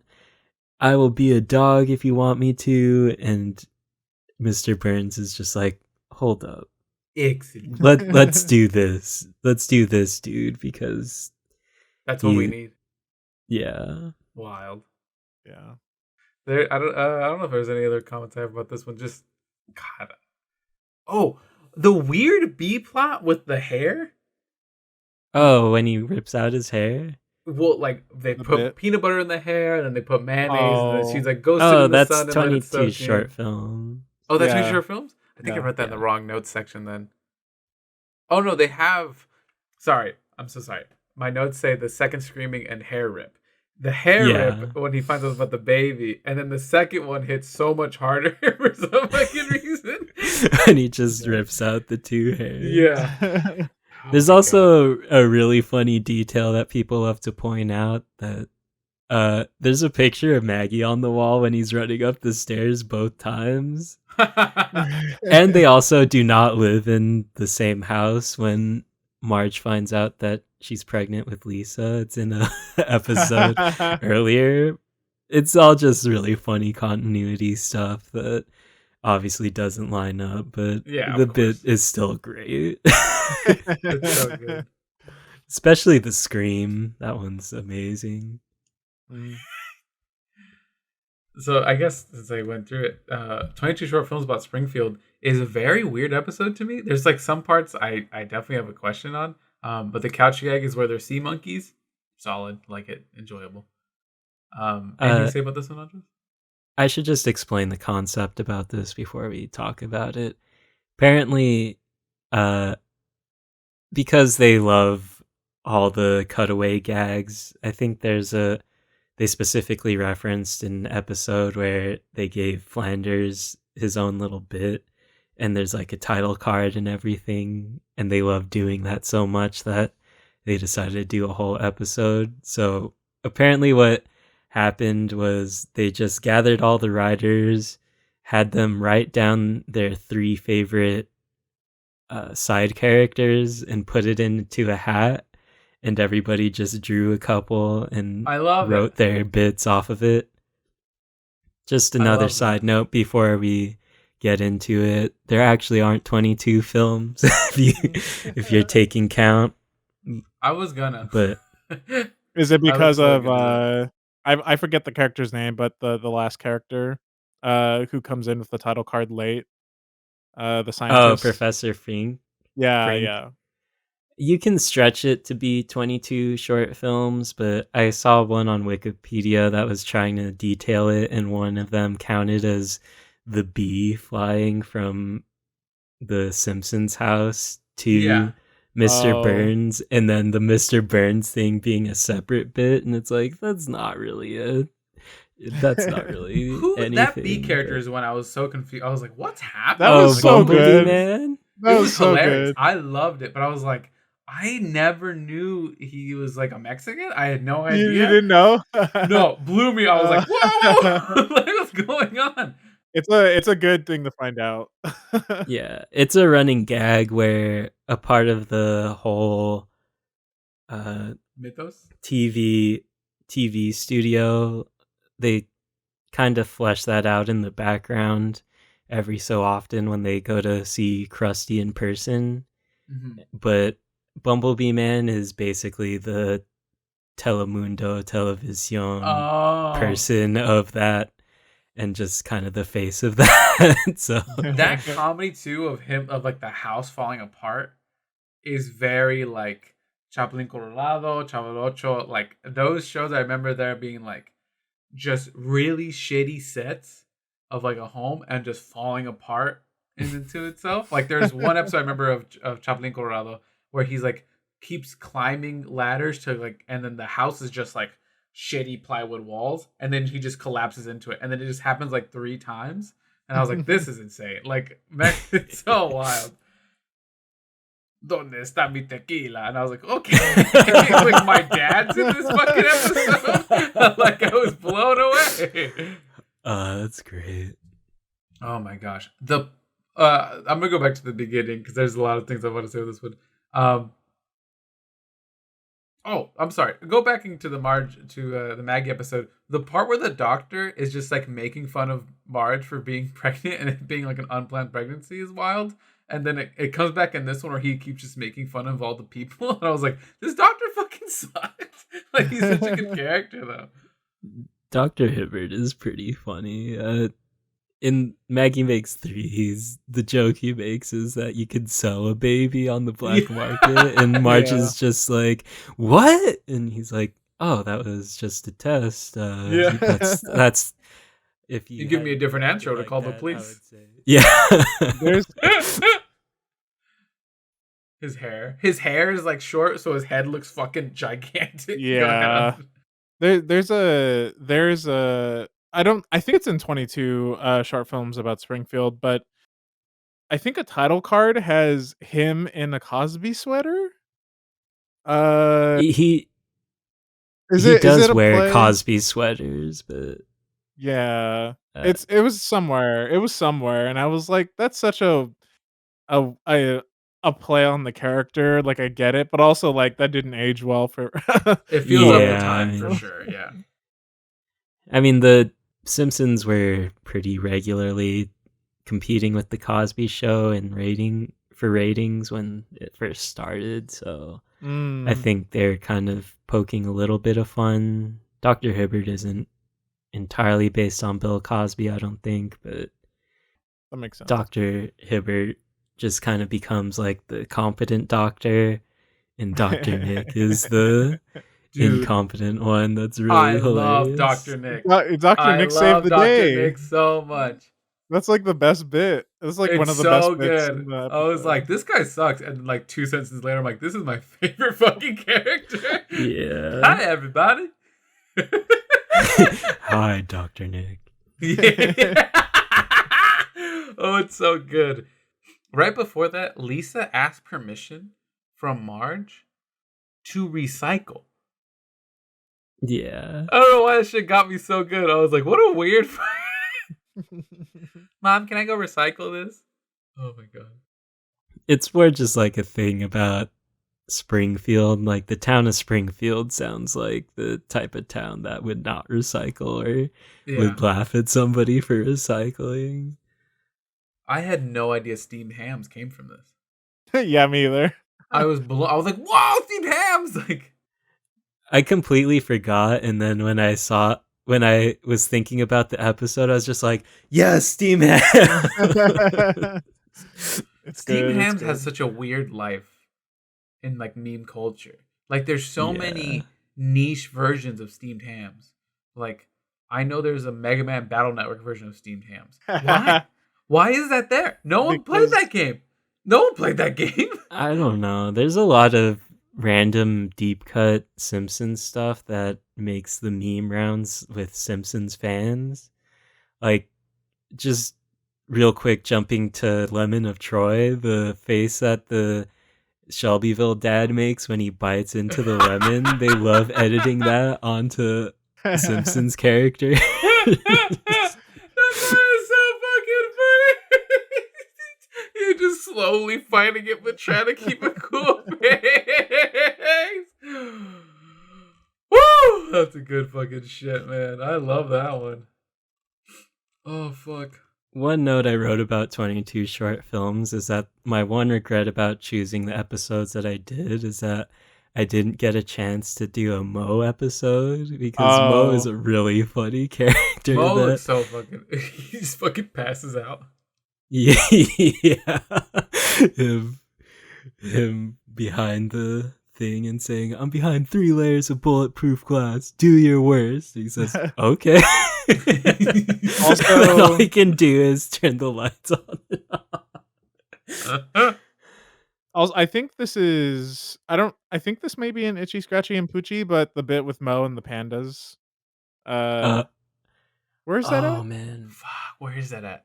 It's Bart calls him and says the jig is up. it's Is that Cape Fear? Lisa calls. Yeah, it's Cape Fear. That's Yeah, Cape Fear, yeah. then. Lisa calls him. Yeah. There's also the part where I remember because Barney's in Moe's tavern. When Homer is going to apply at the bowling alley, and the owner's just like, "Bonnie, you're fired." Okay, and that's it. Yeah, that's a good bit. The other part about 22 short films in Springfield, and it is to me, yes, Dr. Nick is good. Yes, Bumblebee Man is good. But Tall Man just being a completely fucking evil human being to Nelson made me laugh so hard. I don't know what it was. Point and laugh at him. Just like continuously torturing. Oh, it felt so good. I love Tall It's Man so funny. so much. It is such like my total brand of humor of just like owning a person for being kind of shitty and going like to an above an extreme level of torture. Oh fuck. Tall Man is actually a caricature of one of the writers, I think. One of the people on staff, and you can even see him in Itchy and Scratchy and Poochie show, and when they're in the recording booth, he's there. Oh, Ian that's is his cool. name. Ian McGregor. He's 18. Oh no, sorry. That's wrong. That's incorrect. At the age of 18, he was 8'4", but he's currently 8'2". Oh my god. He's a character by Ian Maxstone Graham, who is 6'8" tall. I chose 22 short films because it's a really fun episode, but it also just kind of shows how deeply they've kind of thought about all of these characters. They have so and how, many. Yeah, and how everyone has their own little backstory. If the people that really only get spotlight in episodes in this episode are Barney and Moe. Chief Wiggum gets a lot of screen time. Yeah. Millhouse gets a lot of screen time and his own episodes every so often, because apparently Millhouse is Matt Groening's favorite character. That's interesting. Mr. Burns and Smithers, but people like Dr. Nick are pretty in the background a lot of the time. Bumblebee Man for sure never gets any I had no notable idea. screen time. Maybe I kind of knew he spoke Spanish, but like when he was like full on looking like all of my uncles, I was like, oh shit. I'm represented in this show. It's funny, Simpsons Hit and Run, the video game, gives a lot of time to these characters as like supporting characters, which is pretty cool. Yeah. For the Itchy and Scratchy and Poochie show, there was such great weird shit. First of all, the couch gag of what's the album from the Beatles? Oh, Sgt. Pepper's. Yeah, I was like, wow, what a perfect couch gag for Andre. Yeah, the intense violence of Itchy and Scratchy, where like they yo-yo on his intestines, pour gasoline down it, and light him on fire. I was like, yo, this is Fox TV. Like, this is wild that this is on television. It's on television. Blew me away. This episode is so meta. This episode is this is an entirely meta episode. I'm really glad I chose this one because it does kind of foreshadow the unfortunate demise of Simpsons quality. Because they definitely do it's definitely a commentary on how they're being perceived at the time, I'm sure. Just, oh, this show has been running so long that nobody wants to watch it or whatever. But season 8, I was looking through the episodes. There's some really good episodes still in season 8. I'd say season 10 is probably where I start to drop off, but it's still really in its, I don't want to say its peak, because I would personally claim that the peak was around 6, 7, 5, but it's still in like its golden age at this time. So it's pretty funny that people were probably saying that about The Simpsons at that time, and it unfortunately just kind of becomes how everybody perceives The Simpsons, like the Itchy and Scratchy show, or like the characters do the Itchy and Scratchy show in this episode. I had no idea the Itchy and Scratchy talked. Like, I always forget that they do. You know, they kind of just they're like Tom and Jerry, and they just scream all the time. They do and they don't. A lot of times they don't in the bits, but there is a voice actor. Yeah. There's so many good bits in this episode that I don't want to write everything down. Yeah. Do you happen to know if the voice actor for Itchy and Scratchy is the voice actor for the voice actress in the episode? I was gonna wonder that too. I didn't check. My suspicion is that it's the voice actor for Bart, and that it's very much just based off of her IRL. June Bellamy? Oh, that's not her then. I feel like is the voice of. Oh, she's the voice of Roadrunner in the Looney Tunes cartoon. Oh, that's I'm cool. pretty sure her character though was based around Nancy Cartwright and how everybody has that moment of Bart's voiced weird. by a woman. Oh, yeah. She's based on the late voice actress June Foray, but apparently for in the show, her normal voice is voiced by each voice she does is voiced by different people. Her normal voice, Itchy, Scratchy, and Disapproving Squirrel, voiced by different people. So even like she's not even a real voice actress in the fucking show. That's wild. June Foray did a bunch of films. I'm trying to see if anything I know, but like this is from like the fucking 60s. Oh, she's Rocky and Bullwinkle. She's the fucking squirrel. She's Granny from the Looney Tunes.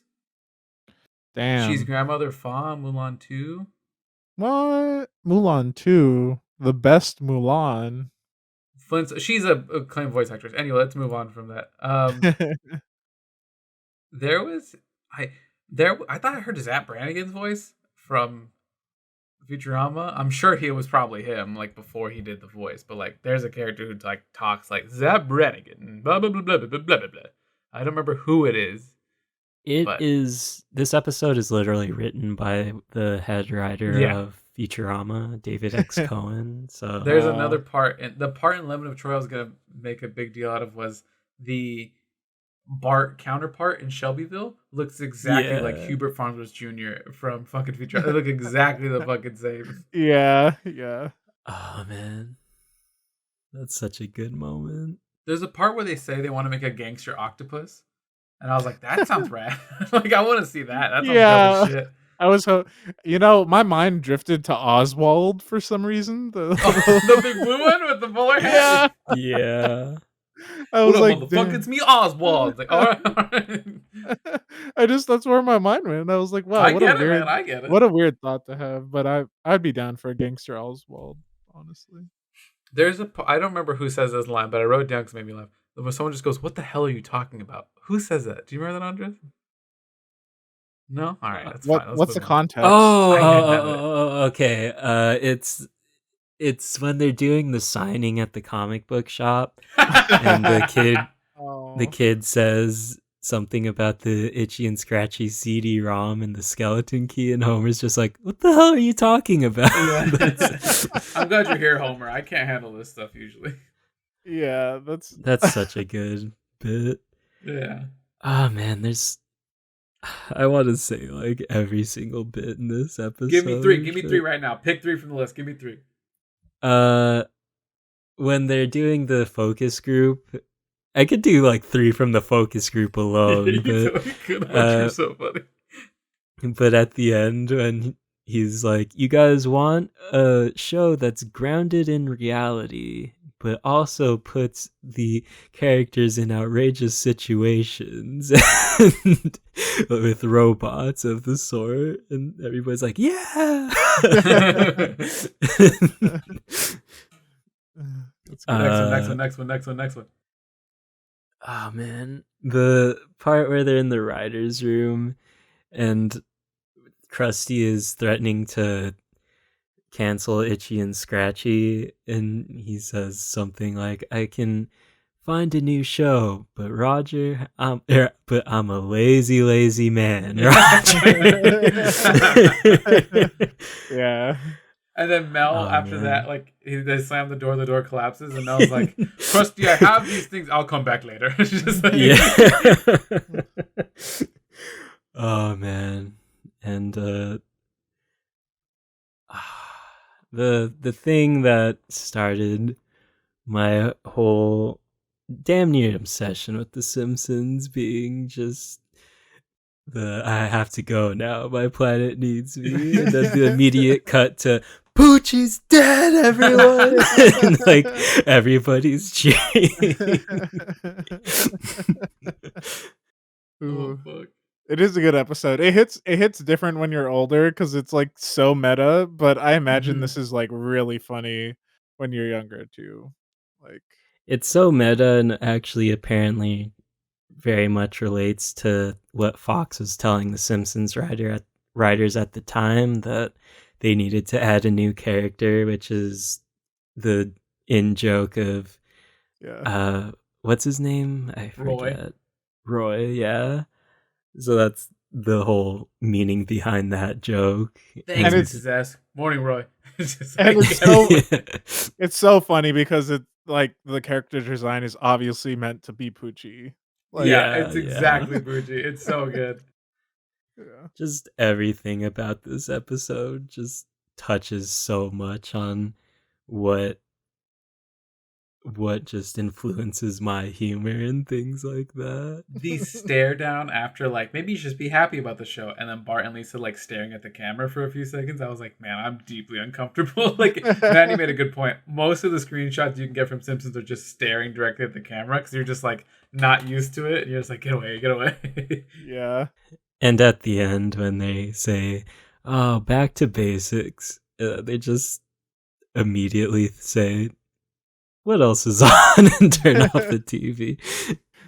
Yeah, that's like the cherry on the sundae of meta commentary with the channel change and like, yeah, it's very So good. very good. I don't have a lot of notes for Lemon of Troy.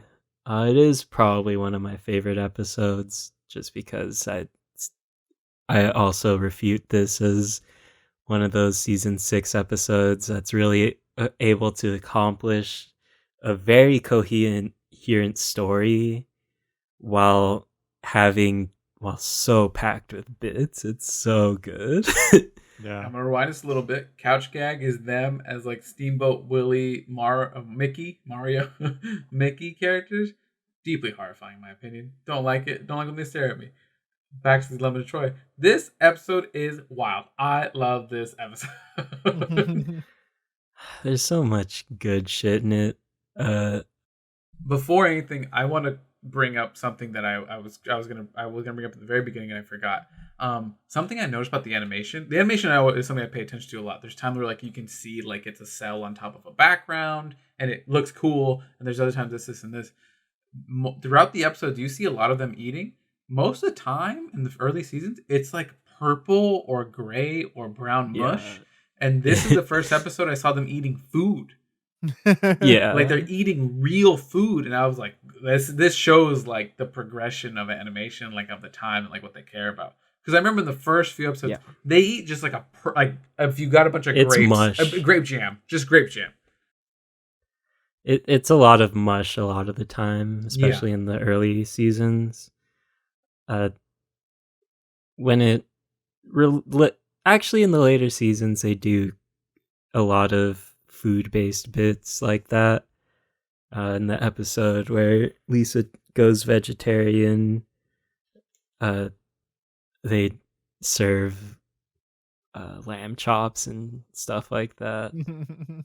The hot cocoa that Flanders makes for Bart when he's sitting at the tree. I think it might be in the movie.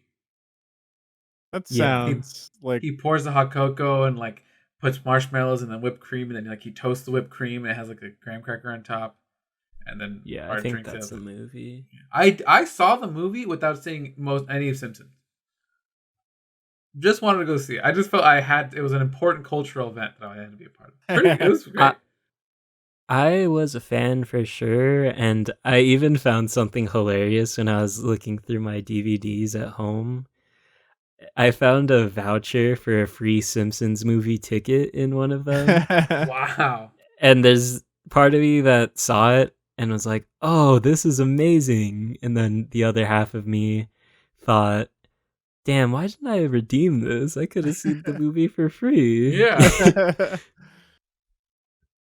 Oh my god. It was this episode had, I think, a lot of the thing I keep saying where like it has references to the episode and like not diverging, but while the episode continues to be wild and uncanny and like slightly meta, but like not needing to care too much. Like, oh, that now they're here, now this is happening, now the parents are there, and for some reason everyone hates Shelbyville and they're afraid of being there. Milhouse's dad hates Shelbyville, and then Milhouse's mom is like, I was born there. Yes, and I resent you for it. And it eats me up inside. Andres, I'm gonna tell you something that I don't know if I should. But Milhouse's parents, there's a scene where they're there, and I'm like, that's Andres's mom and dad. Like they have like the same hairstyles at one point. I will say in view in character design they are a little similar. Just character design. They're not at all. Yeah, but like the characters characters themselves. Whoa! The characters themselves, I would like to establish my parents do bicker occasionally, as all parents do, but in the later seasons, just character design. The Van Houtens do get divorced, so Oh, Oh, that's sad. poor Milhouse. Poor Milhouse. Milhouse is my favorite character in this Oh, yeah, episode by far. Yeah, he's so when he just good. turns invisible and then like The is in the trees and stuff. The trees are speaking Milhouse. the character with the glasses and the curly black hair, Does not Data. get named. He does not get named. the way he speaks is hilarious. Yes. Like his Yes. cadence. Yeah. Like, why his don't you name know is- this? Checkmate. I don't know what his real name is, but they call him Data in all the episodes. Data. Yeah. That's a Star Trek reference. That's great. I didn't even notice that. Yeah. But the part where Milhouse... That's how Data probably speaks, I think, as well. Sorry, Star Trek fans, but I'm pretty sure that's true. Like, Data has like a very weird cadence. But the Milhouse bit where he says, like, he's saying my line, I think I'm gonna explode. He starts vibrating. Yeah. And the part where with and this is what it feels like when doves cry. Yeah, that part destroys. This must be what me it every feels like time. when doves cry. Oh, fuck, it's so good. Oh, they steal a whole tree. Yeah. That part blew me away. Oh, and then they make the teams. Your team this, and you'll be this team. Team Discovery Channel. I was like, that's another bit of like writing. What do we put here? Team Discovery Channel. Perfect. Don't change that. And just keep going. Yeah. Oh, fuck. Just Martin and Nelson's relationship through this episode is Yeah. amazing. Oh, Just fuck. the last swipe he does where he's like, and just Yeah. misses. So great. There's the part with the Millhouses. The other Millhouse sounds like an adult. Like it doesn't sound like a kid. It's just a full ass adult voice acting, and it's fine. I love it. It's good. Yeah. I think it's Bart who says like, "We'll either get back our tree or we'll choke their rivers with our dead." And I was like, "Whoa, Yeah. that's They'll awesome. choke their rivers with their Badass. bodies or something like that. Oh my god! I think it's choke. I need to look that up. That has to be a reference to something. That right? that is, I'm sure it is. Simpsons loves their references, but one small note, just a offhanded thing: the baseball team in Springfield is the Isotopes. Uh-huh. The AAA team located in Albuquerque, New Mexico, is also named the Isotopes. And there's like a Simpsons statue. I have a Albuquerque Isotopes hat for sure. Whoa. Mhm. That's cool. That's cool. I can't find anything about this. But the part he's like, "You gonna win one this season? We'll try." And he just Yeah. There's no part of this episode where I see it, and it's so man. I'm like they might have tongue-tied originated with how Choke the Rivers much. with Our Dead. That's blowing me away. I'm not seeing anyone mention it. I mean, it wouldn't surprise me coming wouldn't from surprise the me at all. Harvard boys, but Yeah, that's true. Homer sings and it's really funny when he's in the shower. Like, oh, I'm gonna take a shower. And he's just singing in the background. Ooh, when now I'm everybody's upside going down. home all dejected, and Yeah. his first idea is to use Flanders' RV shower. Bart's running from the dog, and Homer throws the steak, and the dog just eats it, and Homer's like, like he's like an Run faster! Run faster, boy! He has a taste for meat now. And then the dog is like in the door and like still moving. I'm like, that's fucking cool. Like it's horrifying, but it's so cool. That haunted mansion shit. Yeah. Oh my god. One of my brother and my favorite moments when we were kids was when they scraped the side of the RV with the gate closing. Yeah. We laughed so hard when we saw that. Oh my god. Dude, Yeah. Homer just like picks up a fucking tree. Like they just like pick up a tree.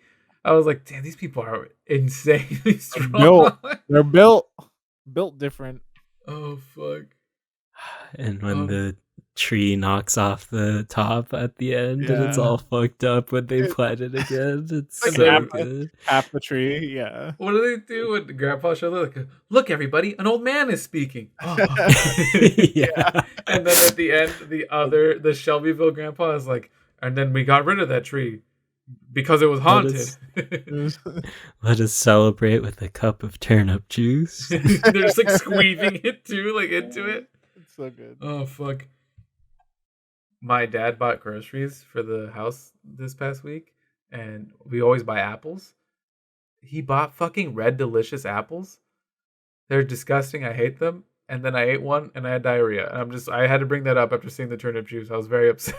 But you said they're red and delicious. Red Delicious apples is the type of apple, and they're the worst apple.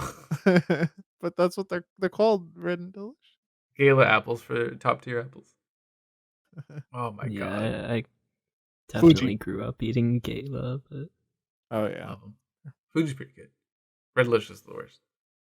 Oh fuck. I love this, Andres. Thank you so much for introducing me to The Simpsons. I will extend that thanks as well. there's a whole lot to love about The Simpsons. I was going through the Disney Plus. I was doing a little extra homework and watching Simpsons episodes last night, and I was going through the Disney Plus episodes just to see how far I had watched up to ever, and I think my cutoff is season 18. Wow. So You've almost only seen half of The Simpsons. yeah, that's bizarre.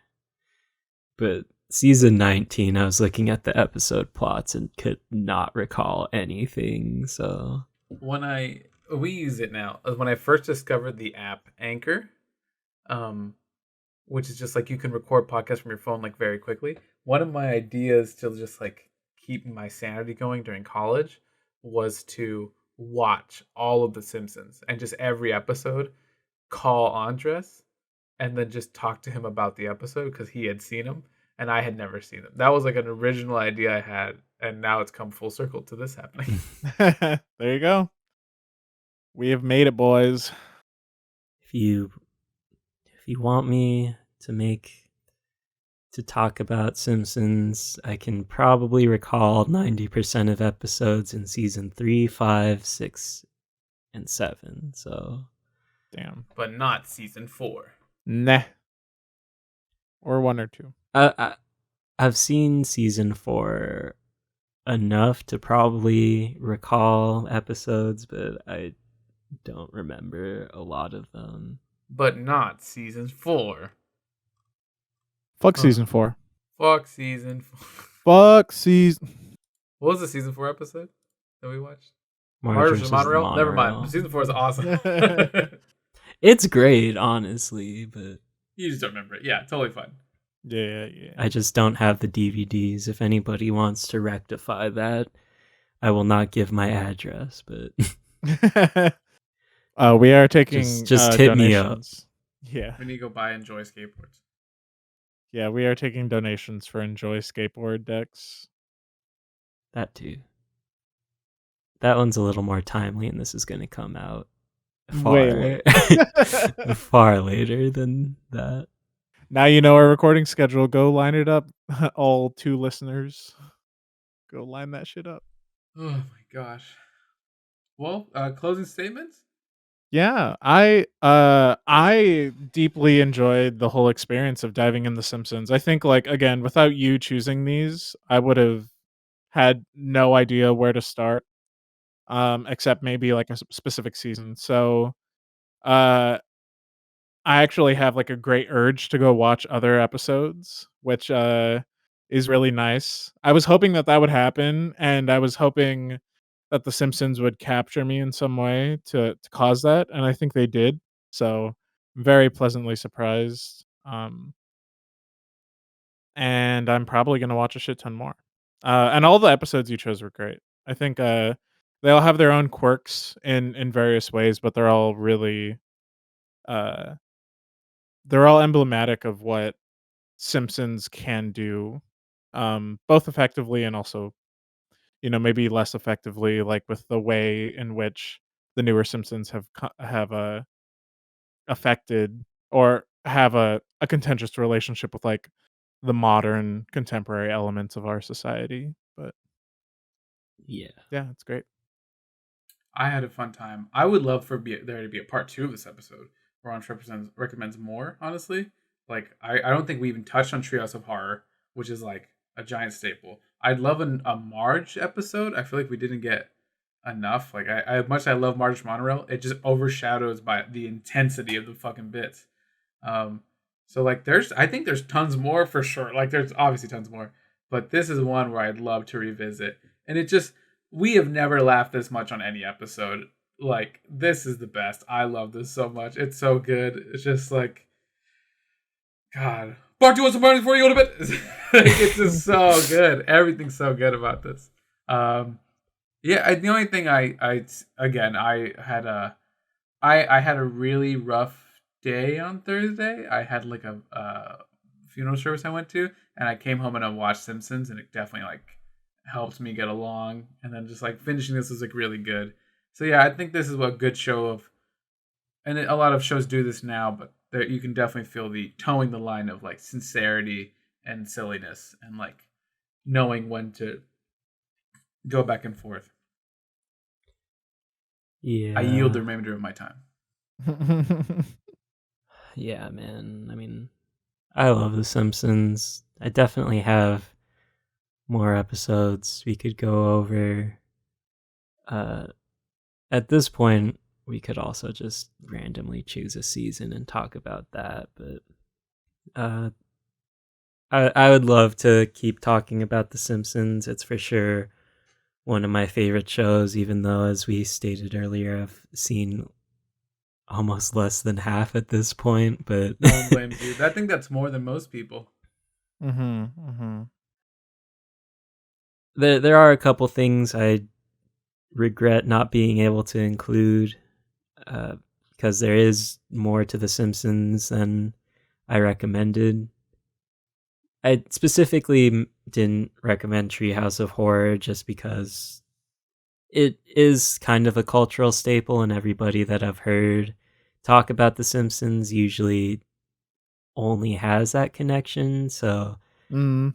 I, I felt that reinforcing it wasn't absolutely necessary, and I just kind of love these episodes way more than I love any specific Treehouse of Horror, although they're all pretty great. Um, but yeah, I mean,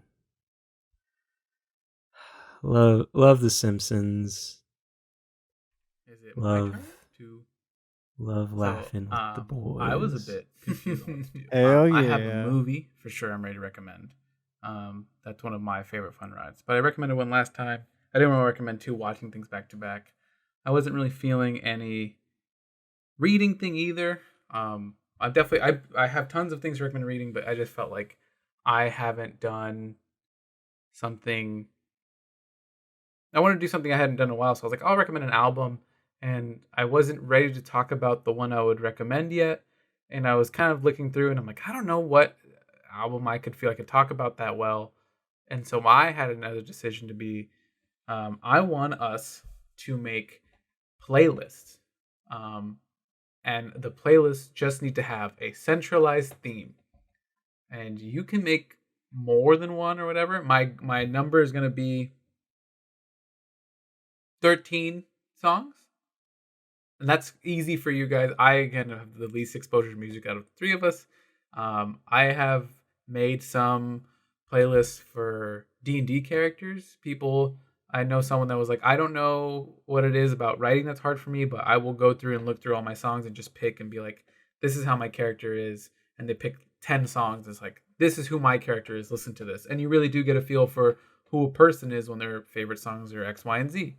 So I wanted us to do that because, one, like it kind of lets you, it speaks more to how I listen to music, which is I just kind of find songs I like and like take those and put them away when I need certain things to happen to my brain. So I don't know. Ideas I have are definitely going to be like, I'm probably going to try making one for like a big grand adventure feeling of a playlist.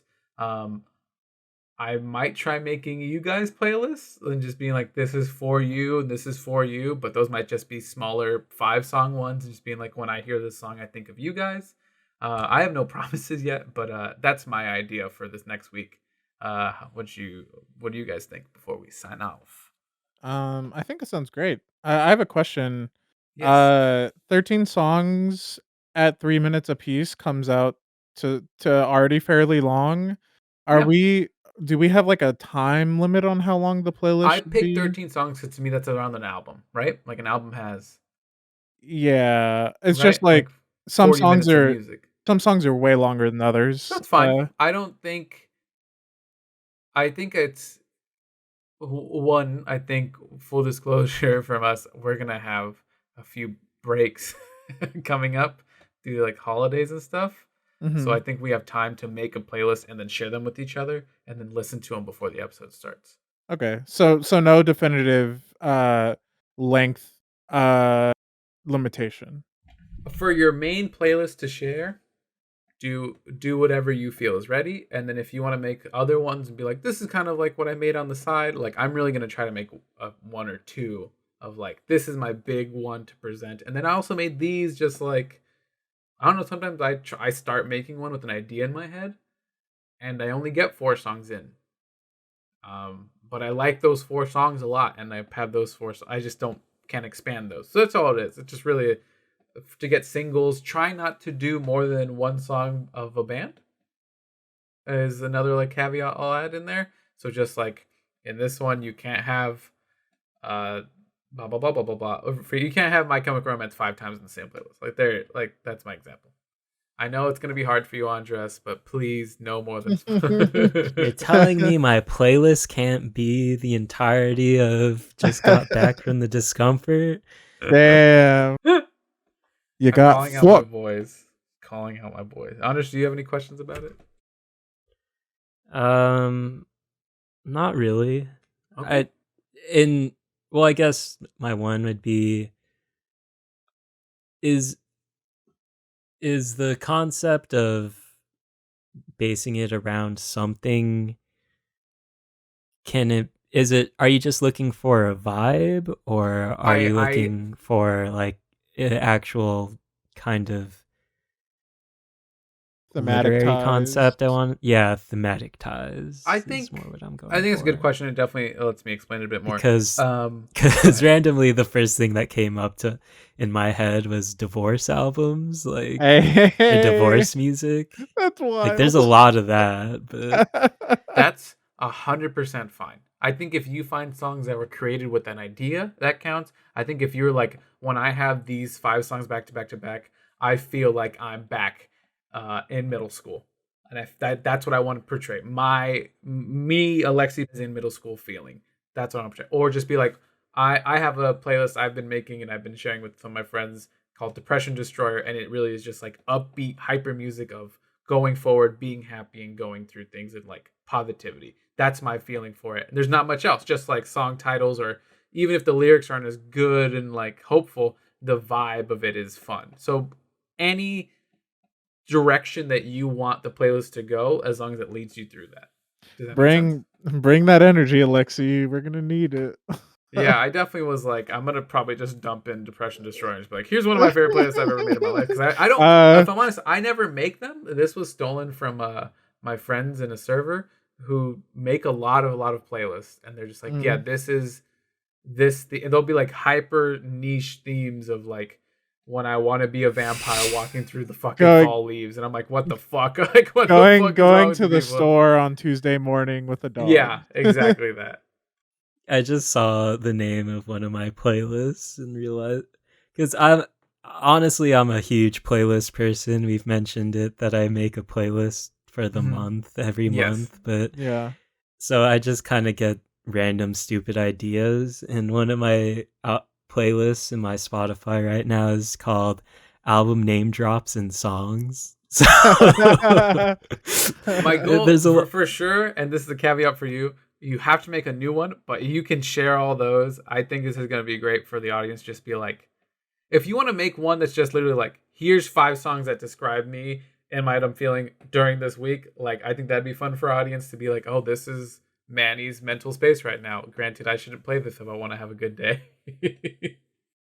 I promise I will only make one regarding myself. If I make more, it'll be for you guys. When you dropped divorce albums, I thought of the unnameable album that we decided never to bring on this podcast. That's not a divorce album. But... I mean, it's like it's a similar concept, but it's tangential. I was thinking more of the Causality by Cursive, just because I have Cursive's Domestica, my bad, because I have a song from that stuck in my head, and it has been all morning. So yeah, well, I was like, wow, is this going to be the episode we finally get hospice on the pod? But do whatever you want. I could sneak in a couple songs, or I could sneak in a song. Sneak in the epilogue. I love that song. It's a good song. It's if you guys could, I challenge you guys to make a happy playlist. I'll do that. I'll just say it. I challenge you guys. I'll make a happy playlist as my one towards you. How about that? Thank you. That feels good. Yeah. I promise it won't all be terrible and sad. But it will be weird. Terrible and sad are mutually exclusive. Is that a good way of saying it? Some things can be terrible, and some things can be sad. I like good sad things. I just don't like them all the time sometimes. I'm gonna make 5 albums that all make you want it. No, I'm just kidding. I'm excited for this. It'll be really cool to see what we all have and we all come up with. I think it's appropriate for me again, who I don't know, like I don't have this deep love for specific albums, minus 1 or 2. So I was just like, okay, I'm really a guy who enjoys singles. How do I present that to these guys? How do I make it so they can see it? And Andres is picking his favorite Simpsons episodes really did inspire me to do this one. Cool. So, great. Plugs. Go follow our YouTube.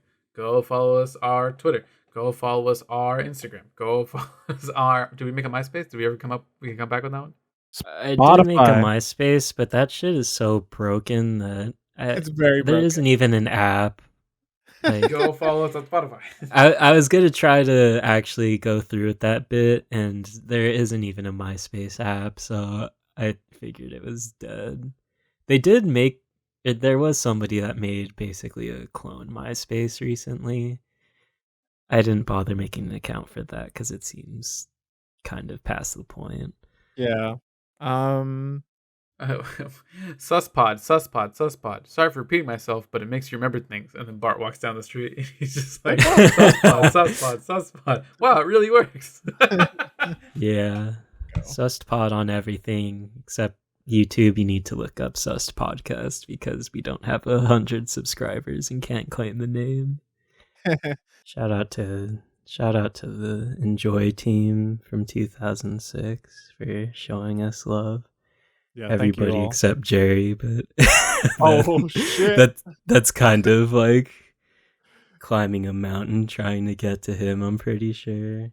If you watch the Bag of Suck Thrasher documentary, you can see that the person who I was blanking on wearing sci-fi fantasy was Kim Kardashian herself. Oh no. Yeah, go watch Simpsons episodes, or try watching an episode from a syndicated television show that you've never watched before. Give it a shot.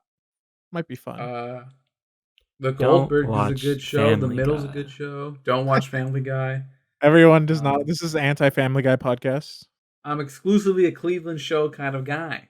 Yeah, me too. Balls deep.